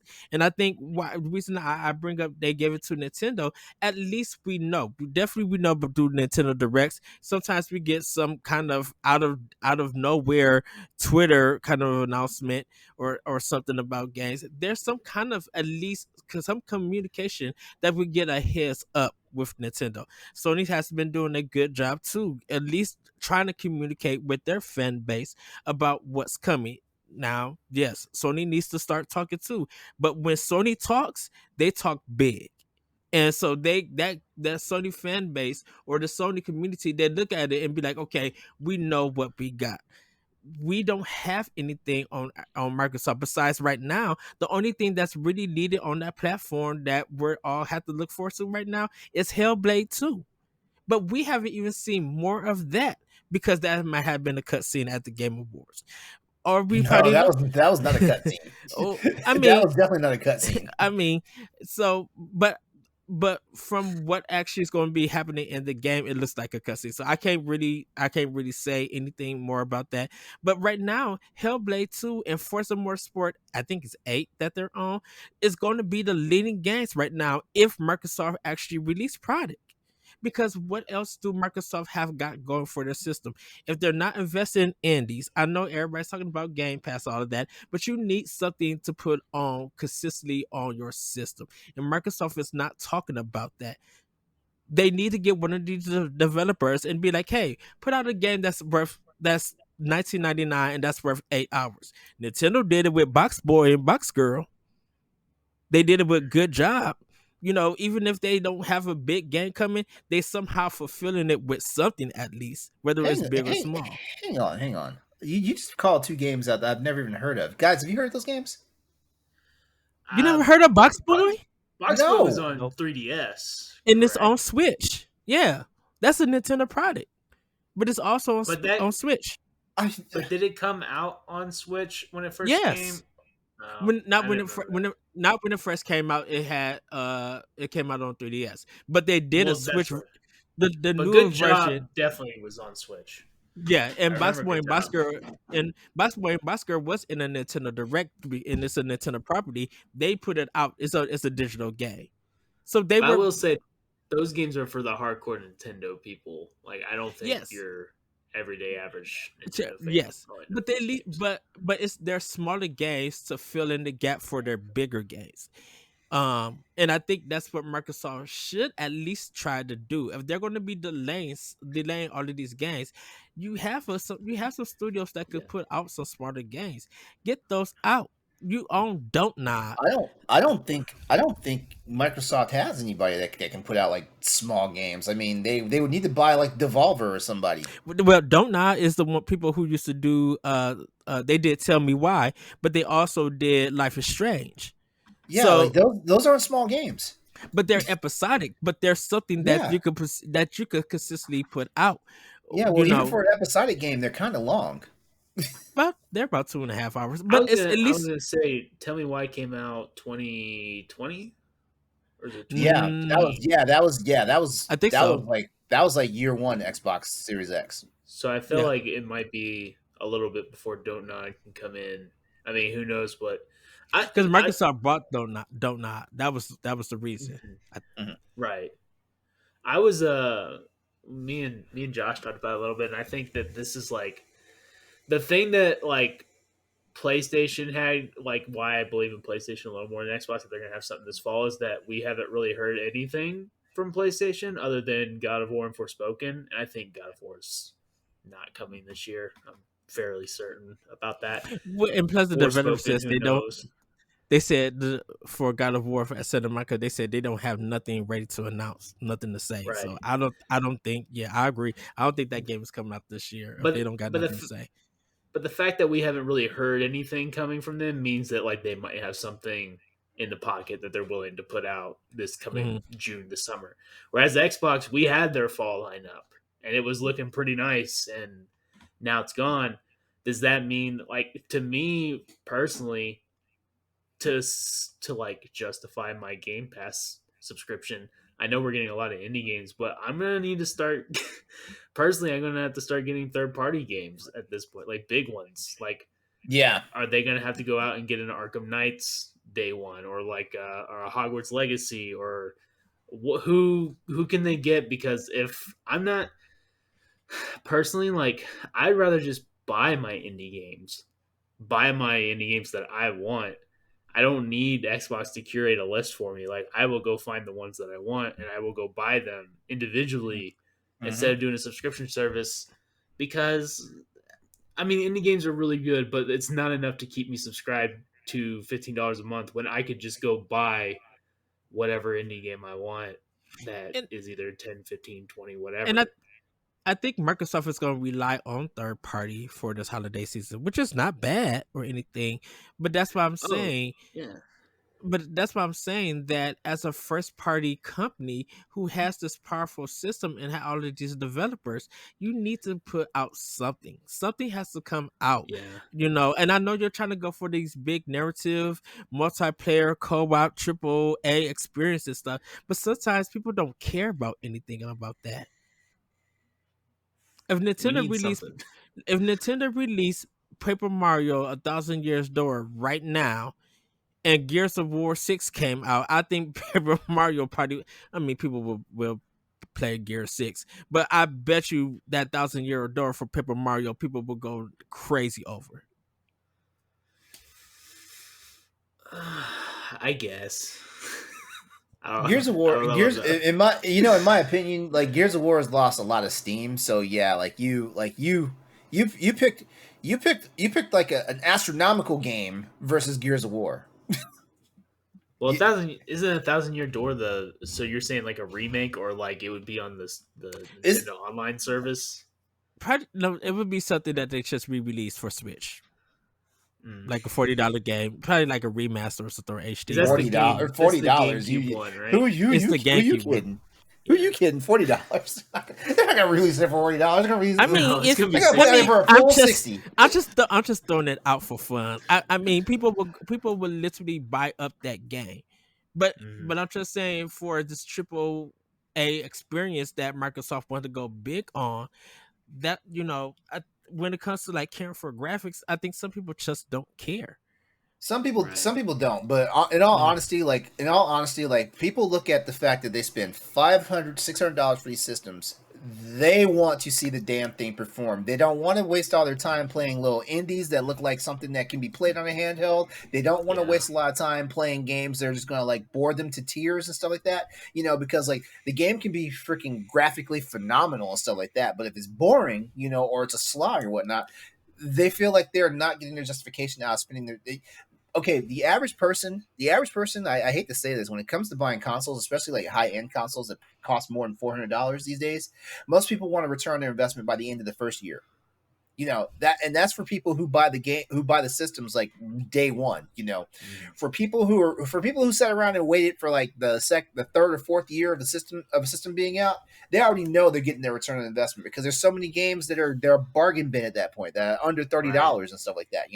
But for the average person, and this is where I feel like the Xbox crowd and somewhat the Sony crowd is also feeling that burn. Like, we spent $500+ for our systems. We want to make sure that like we're getting our investment on it. Sony's been doing a phenomenal job of that. Because we got games like Returnal. Austin, what else we got? Miles Morales. Well, You guys, we got Miles Morales and Sackboy Deathloop. and Deathloop and Ghostwire. We got Gran Turismo. We got Horizon. Like stuff like that. So a lot of people have already, like gotten their full return on investment. We haven't gotten like our full $500-$600 back yet, but like we've gotten enough to say, hey, we're satisfied. Ratchet and Clank, stuff like that. To me, like, I've never understood the argument that PlayStation doesn't have games. Like, I don't understand that argument. I don't understand that argument either. And this is me stepping outside of being a fanboy. I've never understood that. I'd love to know. Honestly, we may have to do a deep dive into like what makes like the Xbox fanboy, the PlayStation fanboy, the Nintendo fanboy so craven about their systems, because I do have system loyalty when it comes to PlayStation and stuff like that, but I play my games every fucking where. So it's not even like I have exclusive loyalty, because if I had exclusive loyalty, I wouldn't buy a fucking game for my PC. I wouldn't. Yeah. I will say my last thing is I am looking forward to Redfall. So, and if Microsoft feel like this, was the best decision so that those games could be top tier when they come out, good on Microsoft. I'm not knocking them or anything. I just want them to talk. I just want them to show something that is going to support why you bought a Series X or a Series S. That's all I care about. And hopefully we get something this summer. There's an Xbox event happening next month. I feel like we're gonna get something. Who knows what it could be? But I think State of Decay 3. Oh yeah, I forget about that game. I'm not a State of Decay person though. All right, guys. We've got one more topic to get to, and then we're done for the evening. How about that? Let's get it. It's a big one though, because yesterday on the PlayStation blog, we got a lot of details about what's up with the all new PlayStation Plus. So this segment right now is going to be called "Everything You Need to Know." Well, everything we know so far about the all new PlayStation Plus.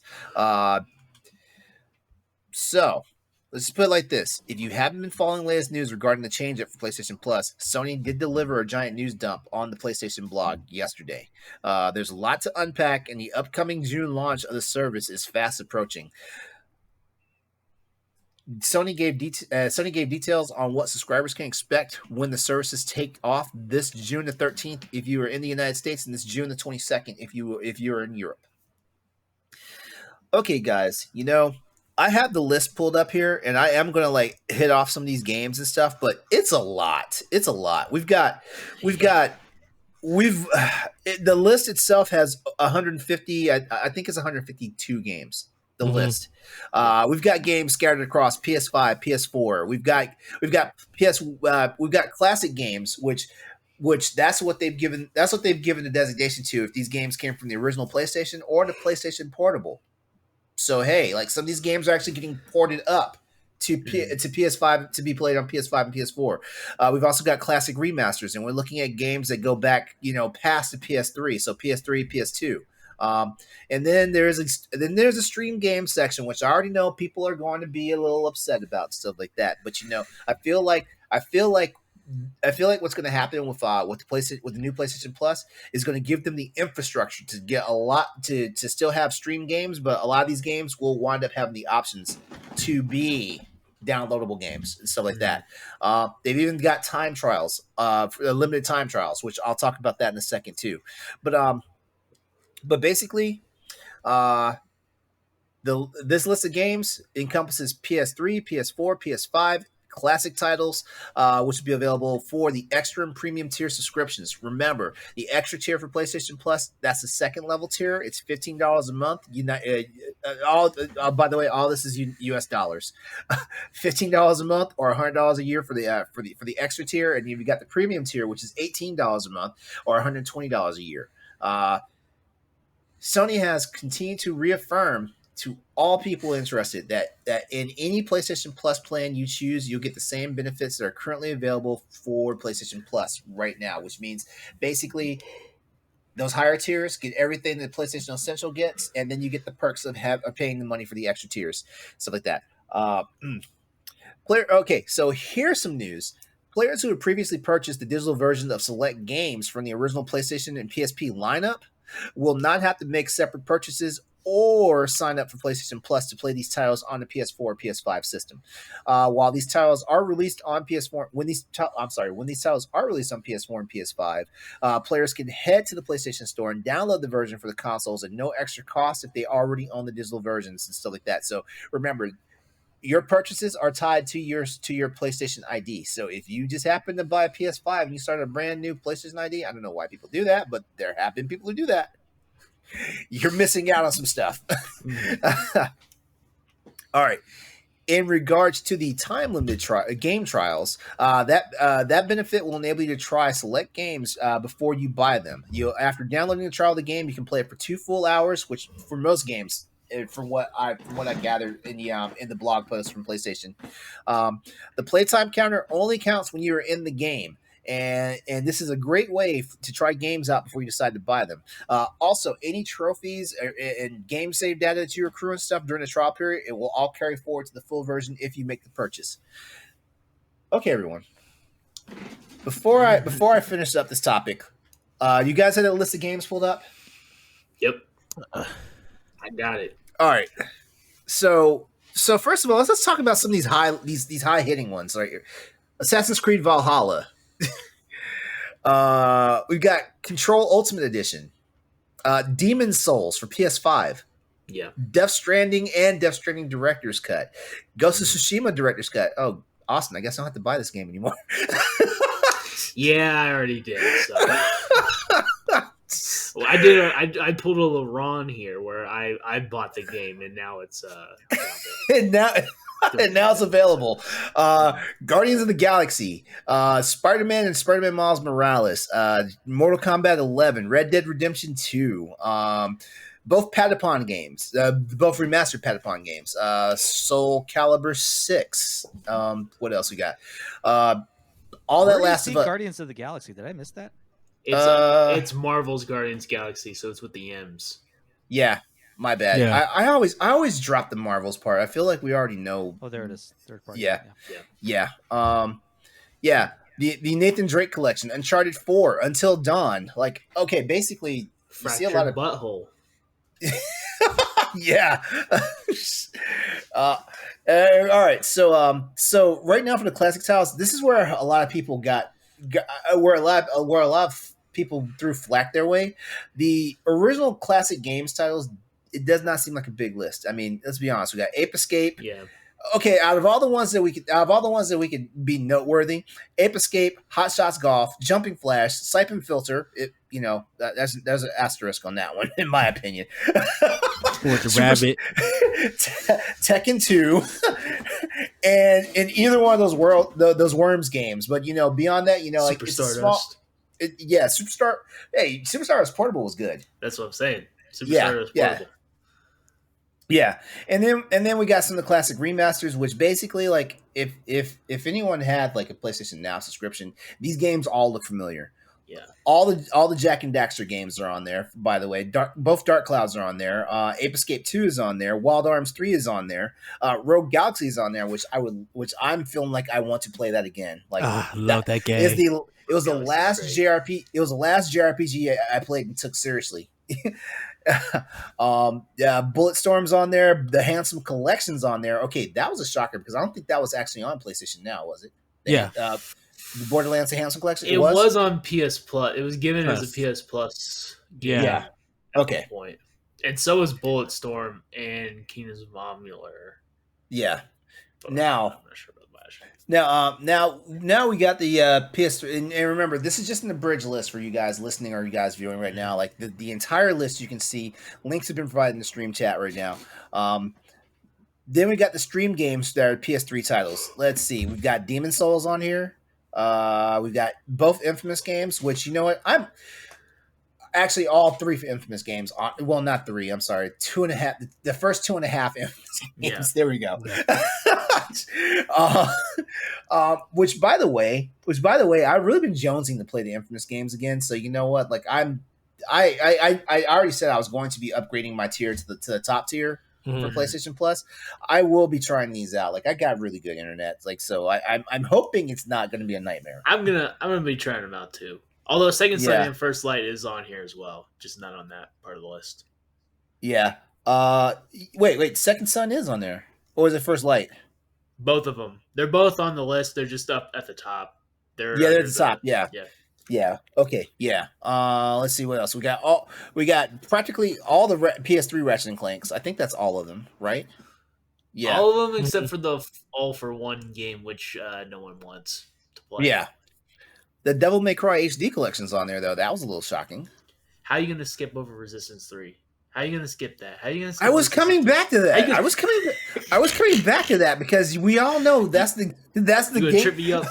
That's the game that I'm going to test this on. If I'm going to play Resistance 3 and if it doesn't feel good, then I may have to cancel my subscription. Wow. So you're gonna spend $18 for a month just to see what's up? Yeah, just see what's up. See Gotcha. if Resistance 3 runs well, then if not, I have most of the games I want to play on here. You gonna play with the Move controllers? No. Oh wow. No, I sold my VR and on the Move controllers, so yeah. And then for the time trials, we've got some interesting titles here. We've got the Legacy of Thieves collection, Uncharted, as well as Horizon Forbidden West. Tiny Tina's Wonderland is on there. Wonderlands, right? Yeah. It is. You know, that's a good point. I don't know if it is singular or plural. It's plural. It's Wonderlands. I thought it was plural. Yeah. We've got WE 2K22, and then for those people who want a little bit of controversy, we've got Cyberpunk 2077. Hey. There you go. Guess what game I don't have to buy, even though I could got it for $10 at this point. Best Buy. Yeah. All right, so I mean, this list has it all. We've got like games like Assassin's Creed Valhalla, Far Cry 3 Remastered, Far Cry 4, speaking of which, from this list, okay, so Assassin's Creed Valhalla, Far Cry 3, Far Cry 4, For Honor, The Crew 2, and Tom Clancy's Division are available to PS Plus Extra members as part of the Ubisoft Plus Classics. You can access this. Having access to this is a benefit for having PlayStation Plus and PlayStation Premium. So I don't know. I feel like Ubisoft's kind of pimping themselves out to everybody now. They're just trying to get bought. They're like, please save us. Yeah. All right. Now, here's a really interesting tidbit from all of this. Sony also explained that it will be refreshing its new PS Plus Extra and Premium tiers on a monthly basis, adding in new PS5, PS4, PS3, PS1, and PSP games regularly.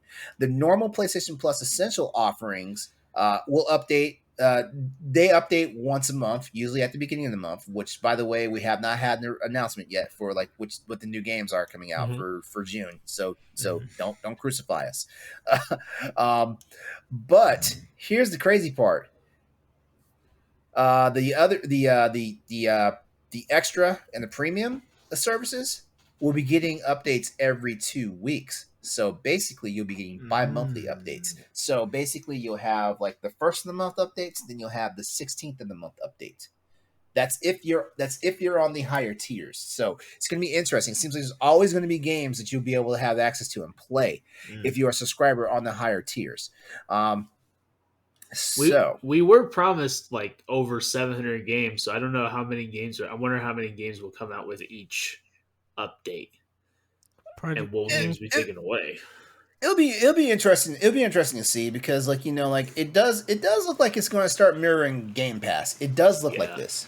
it does look like this, which might not be a bad thing. In all honesty, like if you ask a lot of PlayStation gamers over the past couple of years, what would they like have PlayStation Plus be? They'd say make it more like Game Pass. So I think all you people that said that are getting your wish. I think so, but there's going to be twists because while it is starting to get really exciting for PlayStation Plus as a whole, gamers and subscribers alike are still feeling the sting behind Sony's announcement, or more like their refusal to have true day one first party releases on the line, like in contrast to Game Pass.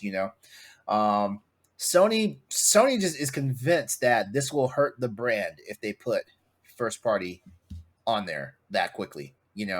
Um, you know what? That brings up an interesting question that I didn't even think about. Okay, so day one first party, Sony's not putting on there. How fast do you think they will show up? Do you think it'll be a year? Nope. Nope. It'll never show up. never show up? Nope. Sony makes too much money. They hit too many sales digitally and physically for their first party games. So because their first party stuff is really strong, they rather make sales than just have some kind of subscription, because they feel like that subscription is going to ruin the sales really for it. It won't hurt the IP or the property. It's the sale numbers. If you could do 7 million copies for The Last of Us 2 within 4 days or something, why would you put that on the surface? Okay, I hear you, but then I sit here and I look at this list and I see Returnal and Ghost of Tsushima Director's Cut. Right, and that's a all year or past two old after games. release is fine. Huh? Right. I can see it being like when we put it on PC, we're also putting it on the PS Plus collection. So you could pay for it on Steam or you can get it with your subscription here. Yeah, because that's one thing right there, right? I didn't see it. I know there is a perk for you having PC, but I don't think it's the same perk like Game Pass is. I don't think it's the same. Yeah. I have to look a little bit a little more deeply into that. You can stream games on your PC with PS Now. It's just that's not, what it is. That's what it it's is. not, Okay. Thank you. Fantastic. I think Okay. my question would be, is it going to be the fear like Game Pass first party games that people will play it at for a certain point and then stop and move on to something else? And so because Game Pass is making so much money per month. Yeah, Game Pass is making the money off the subs. Like I'm really curious. I think Corey is the person to ask. I'm really curious how much money they make off of their actual first party titles. When they're on Game Pass. And Sony probably feel like they won't recoup that big budget money that they put into those games if they put it on first. Yeah. Because if everybody let's just say everybody did the 120, like they got that premium to get it, to get that first person. They're not going to make any money if people are not going to buy it digitally or physically. They're going to drop. They would. I feel like they would drop in numbers. They'll have players, but sale wise, that would literally drop in numbers, and Sony doesn't want that. Can I talk? I don't know. Stoy, I didn't know. Go ahead, you could have spoken at any time, man. As of January 2022, Xbox has 25 million monthly subscribers. So when you divide that up to at least, say an average like $12-13, between $10 and $15, whatever, that, and I don't know, do the math, that's over like 250 million. Yeah. Dollars more, but yes. Yeah. Yeah, it's 30, 35, 40, whatever. Yeah, that's almost like $35 million a month that they're getting, that Microsoft has that free money to pay their first party developers to say, hey, we're putting this out on our Game Pass service and we're going to give you this kind of lump sum, or we're going to pay per download, however they do it. So yeah, I mean, PlayStation could probably do that maybe in the long run once they get their subscription numbers up. Maybe. I don't see them ever doing that, because I think they could still make more money just selling the games outright, and then maybe like 6 months to a year, then put it out on their service when numbers aren't as great.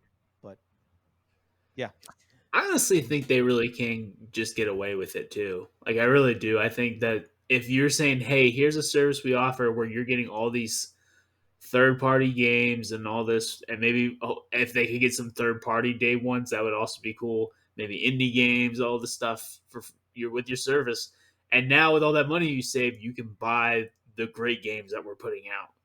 Now, as a premium almost.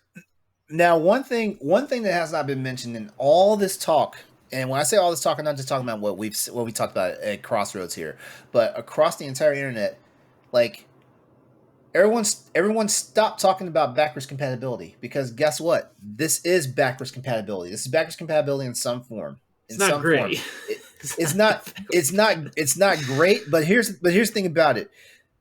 Sony is literally sitting on a gold on a freaking gold mine right now, because $18 a month, all those subscribers, because I think Sony has like 40 something million subscribers to PlayStation Plus worldwide.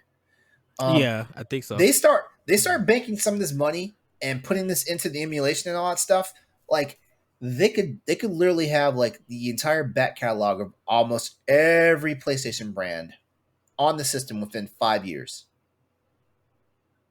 Within 5 years, and then 5 years from now, when PS6 is coming, guess what? Like they already have this entire catalog out. All they have to do is like just spruce up the code and whatnot, and it's ready to go when the new system comes out. You know, I don't know. Maybe I'm just being too optimistic about this stuff. I think the scary part, not the scary part, I think the concerning part is how many people are planning to do it, because people a lot of other video game websites and stuff, they've been doing polls, and they've just like, are you upgrading to these tiers? And about 55 to 60% said they're not upgrading, they're staying to their 60. Because people don't want to spend money. That's true. The problem. People don't want to spend money, you know. True. Like, so, and that's the concerning thing for me for the future. What is on this service going to really get people to upgrade that tier? Show of hands. Who's updating their tier when this comes out next month? Me.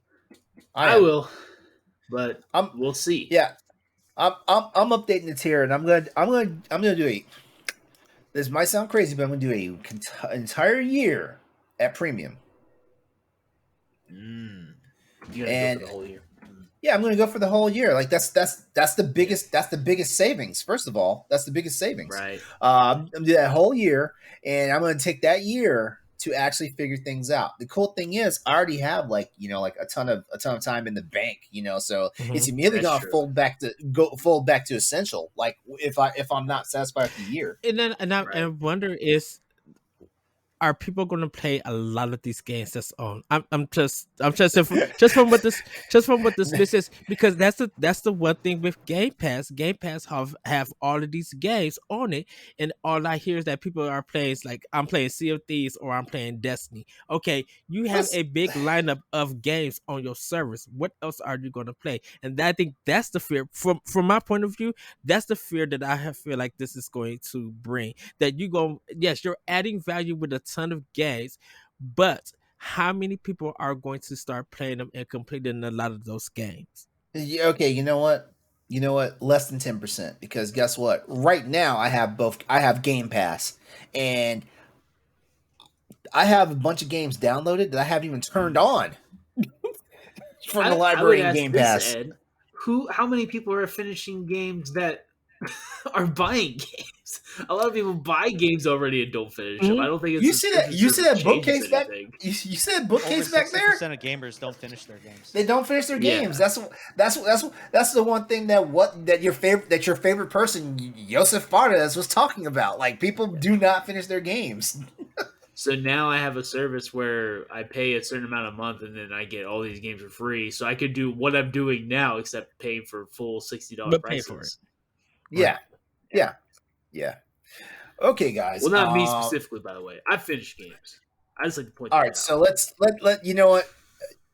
For all the information on all this, just head over to bossrush.net and check it out real fast. How do you guys want to know the percentage of people that beat Assassin's Creed Valhalla? Oh shit! Here we go. I was not part of that one. That one, 19%. That game is huge, though.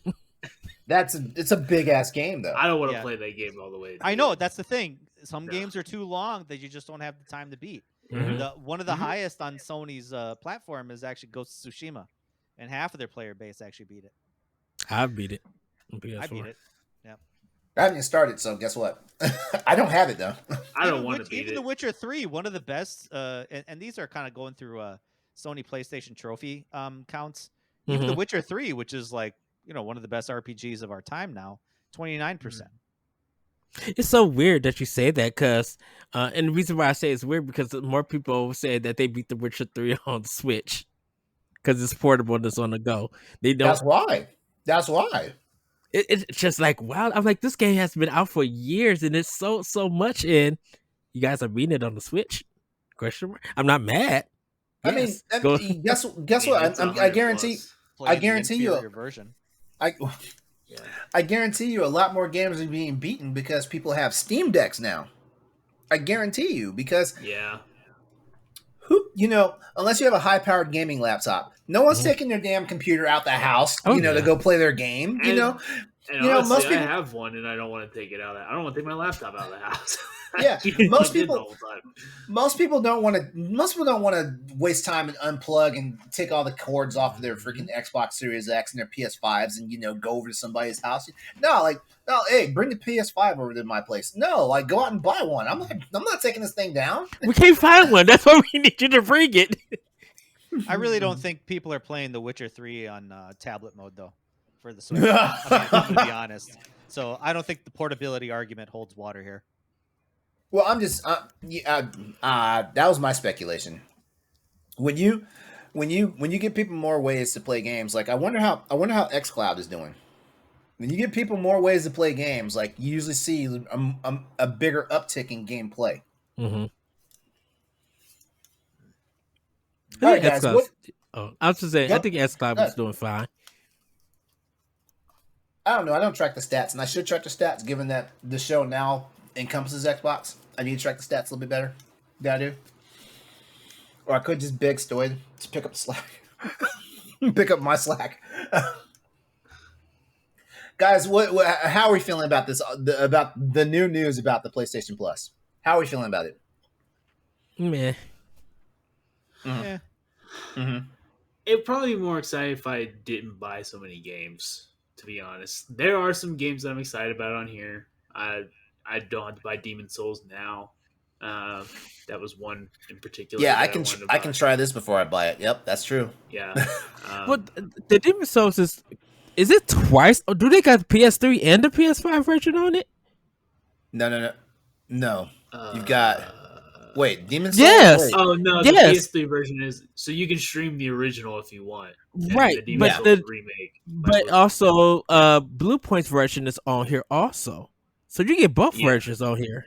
Yeah. Oh, that's interesting. Yeah, you get the PS5 version and you can get the PS3 version. Yeah. That's so weird that they would do that. They're like no. Sony did that because a lot of people played the Demon's Souls remake and then they clamored for the classic. Yeah. Okay. Yeah. I mean, there are games on here that I want to play that I've not played, but Soul Calibur 6 is a game I probably wouldn't buy, but since it's on here, why not? I would give it a shot. I find it weird. The Ubisoft Plus thing is a little.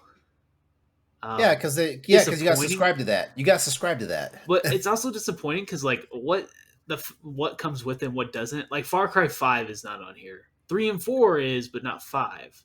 Yeah, where's what's his name at the Breath of the Wild? The one they swore was going to be a clone of Breath of the Wild. Against an Impact. Not against an Impact. No. The Immortals Phoenix Rising. There you go. There. Where's that one at? Where's that one at? That would be a perfect game to have on here. Honestly, yeah. That would have probably been the kingmaker as far as the Ubisoft titles go. I think surprised that they didn't where the hell are those Watch Dogs games at? Where those Watch Dogs games at? No one wants the Watch Dogs games. I know 2 is great. I stand by it. Yes, 2 was good. Yeah, 2 is good. I think for me, the reason why I wouldn't upgrade, I think it's because I own most of the 65% of this list, and I played 80% of it. So, I still got the physical. Wait, I mean, you owned 65%. You played 80%. Did you I steal own the other 15%? No, I own a lot of the PS4 and PS3 library stuff that's on here, and some of the PS2 games that's on here. I beat it. I played and beat it along with the PS1. So it's I'm familiar with a lot of these games, and I got a lot of stuff out of it. Yeah. So there's no need for me to upgrade to replay them when I still got like the hard or physical copy. I still got my PS3 and PS2 in those games and PS4. So that's the only reason why I wouldn't need to do it. Yeah. All right, guys, let's go ahead and wrap up the show. Good talk. Oh, you know what? I did have that one question. So here it is. And Stoy, you pretty much kind of nailed it. But also, I want to say this: like, do you trust that the game is going to come out when they say it does? When we see more interaction from the developer? And I'm not talking about like this crap that we got with Mass Effect Andromeda and Starfield, for example. Look at what the developers for Dead Space Remake have been doing. Like they damn near hit us over the head with a developer diary almost every month, and every time we see it, the game is in a new state of development, and it actually looks like it's progressing. It progressed to the point where they said, "Hey, like this game is coming out January 2023." So here's the final question for the show tonight. Do you guys have better faith when developers are more transparent, or do you just say just completely abolish release dates until your game is ready? I want the transparency, and I think that at least because that gives me an idea what I could look forward to when that game is announced, and at least I know if you delay it and everything, I've seen the work that you put in, so I understand why you may need to let the delays to make it better. So that's what I want, because I know that I could be like, okay, they showed me the stuff, they delayed it to a later date, but I know what I'm getting, like I'm actual getting, so I could give them my money. So that's something for me. Mm-hmm. What say you guys? I honestly don't. I don't mind. I guess I've never been like too like I am a little disappointed that Starfield like got pushed back, but also like there are so many games that I come out like I don't care. Like I'm just like, all right, you can tell me it's next year. It's fine. It's whatever. When it comes out, I immediately will go to that game. I got other games to play. There's it's we never have a problem. If you have a problem that you can't find a single game that you want to play that you haven't played, like I just don't understand I don't understand. You must only play Call of Duty or only play like NBA or something like that. Like I just feel like there's always something to play. There's always something, and so. Stoy, did you have a follow up to what you said earlier? Yeah, I think tell us you're working on a game, and don't show us anything until it's good and ready. I don't mind no transparency. I don't mind you not teasing me with every 6 months put out a new trailer or every 3 months put out a trailer. Like, tell me when the game is 3 months out to say, hey, this is when the release date is happening, and this is gameplay, and that's it. Like, that's why Nintendo does that a lot, where, like they did with Kirby. Hey, check out this new Kirby game, and it's coming out in 3 months. Hey, Fallout 4 did that, where they announced it at E3, and they said it was coming out in 3 months. Like, fine, great. Like, I don't need to be shown. I could just be told and leave it at that. I agree with all that. I agree with everything everyone else said. Like I do love transparency. I like seeing if you're gonna show me something, show me progress. That's what I'm gonna say. If you're gonna show me something, show me progress. Don't show me a whole bunch of like fluff. Don't show me a whole. I don't even need to be shown anything. A lot of that's why I'm pissed at BioWare, because they showed that trailer for the new Mass Effect. I was like, why? Just tell us you're working on a new Mass Effect. That's it. You don't need to waste time and money and resources to make a flashy little trailer. Just say, hey, we're working on the next Mass Effect. All right, cool. But don't you maybe show us some concept art? Is coming back or not? I feel like those rabid fanboys for Mass Effect though would not have been satisfied just saying, hey, a game's coming. I know, and that's the problem. That's the problem. We're too information focused in this society, and this is where I get my old man card out. Well, Where well, it's I mean- like back in my day, we never knew anything was coming out until all of a sudden we walk in the store and holy shit, there's a new Mega Man right there. If you were You not know? reading GamePro EGM, you wouldn't know anything. Exactly. Now it's like slapping you in the face on Twitter and Facebook and Yeah. everywhere on Instagram and stuff like that. So Hey! I have faith in knowing that Monster Hunter 6 is in development. I have not asked for a single drop of that game to be shown just yet. Not yet. Not while I have Monster Hunter Rise Sunbreak. Well, I think Capcom is focusing on that other game that with the dinosaurs falling. They better not. They better not. They better not. I'm not game that should have just been called Dino Crisis, but it's called something stupid. Right. They better not. Exo Dino or something like that. I think Monster Hunter 6 Anthem Crisis. That's what it looked like. We're leaving. We're leaving. You had to bring up that travesty. Oh my God, we're I'm done. just saying that they're probably going to announce it next year, and I hope the trailer is funny because I loved when they first showed the Monster Hunter World trailer. I thought that was really funny with the way that just running around. That was really cool, and I think Capcom will do it for next year. All right. Well, that's our show. As always, we'd like to thank you for tuning in to the Crossroads podcast. As always, it's been fun. Before we head out, here's how you can get with and keep in contact with everybody that's here on the show tonight. Ed, go first. You guys can find me on Twitter at @RetroCode. You can also check out Nintendo Pow Block on Mondays and Wednesdays, and check out Expansion Pass on Sundays. You can get it early if you become a Patreon supporter. With that, and yeah, check me around bossrush.net for some of my writings. And thank you, LeRon, for having me on the show. Oh yeah, no, not a problem. Stoy, you're up. I'm on the EXP Cast podcast. We're a video game podcast with the Boss Rush Network. You can follow us on Facebook, Twitter, and Instagram at EXP Cast, and then also on my personal Twitter at Stoy MKE8. All right, awesome.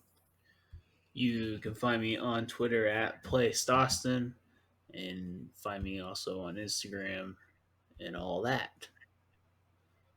All right, Yeah. as always, you can find me on social media at Exodus803 as well as my Twitch and YouTube channels. Also my gamer tag. Stoy, did you see our standard definition got dropped? Yeah, and I know our video kind of had problems when we were recording that, so it's just still shots of us. Yeah, Watch the YouTube version. Yeah, I hadn't actually checked it out, but